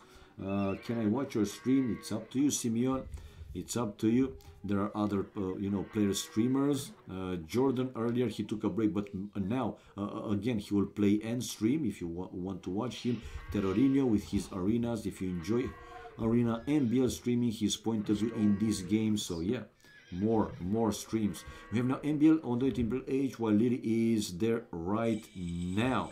Okay, let's go with the fuck off, I mean chat off. And it's a double now from Hart and Leary on. Let's see, they are going to MBL or to Nikov. It seems that they are going to MBL. He's the highest player in the other team, so they want him, they want to take him down if possible. And yeah, hitting already. These houses will go down like flies, like almost they weren't even there. It seems that the battle elephants are really great to deal with buildings also, and they are in. But MBL will be in Imperial Age also. Elite battle elephants incoming from Leary though. And yeah, they are elite battle, and now 320 hit points, and the crossbows from MBL trying to do something, but man, these beasts have tons of hit points. Here comes though Nikov with his Arambai units, and Nikov, guys, is on the way to Imperial Age, and it's a double here. MBL and Nikov trying to get rid of those annoying elite battle elephants. Nikov even coming with some monks to try and convert a few, maybe with a chance to convert one, and yeah, he was able to convert one, but a few battle elephants from Liri inside MBL's base. 141 population for Liri, 123 for Hart. We have 110 for MBL and 112 for Nikov. Nikov was able to recover, man, and he's faster to Imperial Age than Hart. Again, the situation might get stable enough, and now we have MBL with Arbalest, stronger army obviously than Hart, and Hart is on the run back.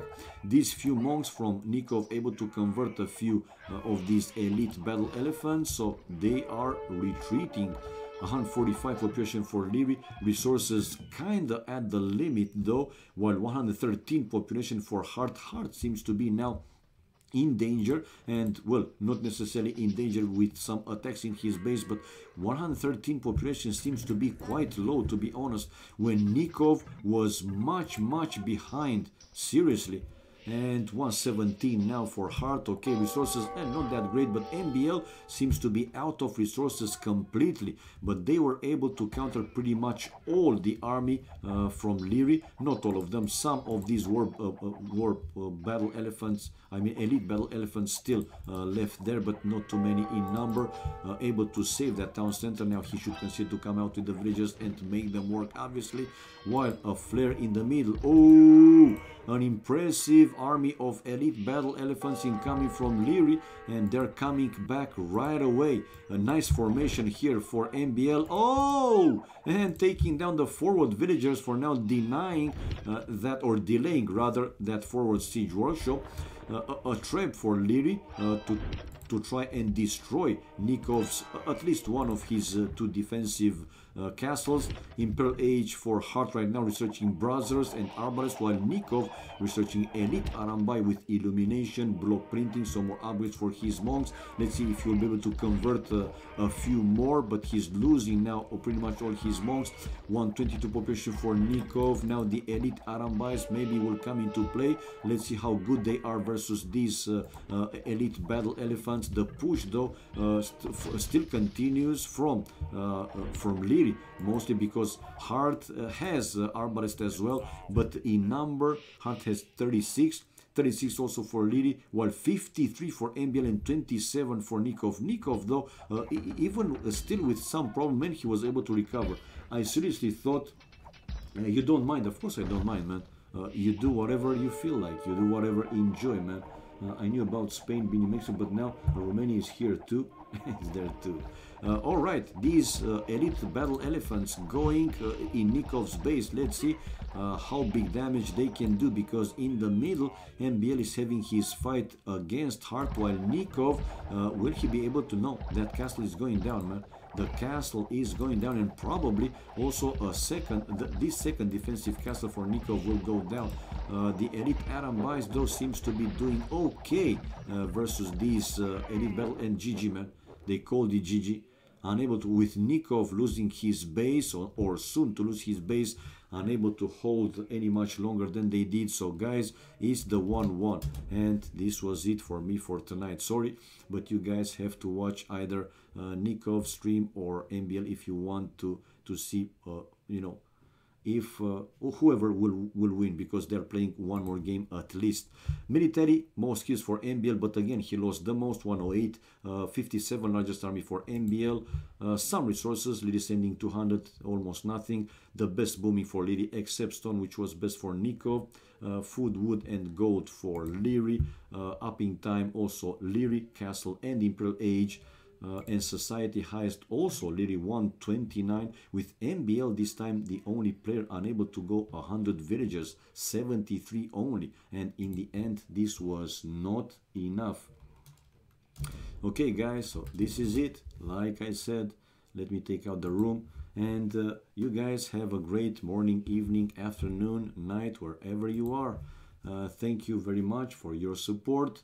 Much appreciated as usual, and we will meet again each other tomorrow if I don't have you know, anything else more important to do, like a job, a work or whatever. Until then guys, what can I say? We love this game, and yeah, enjoy the rest of the day. Bye bye for now.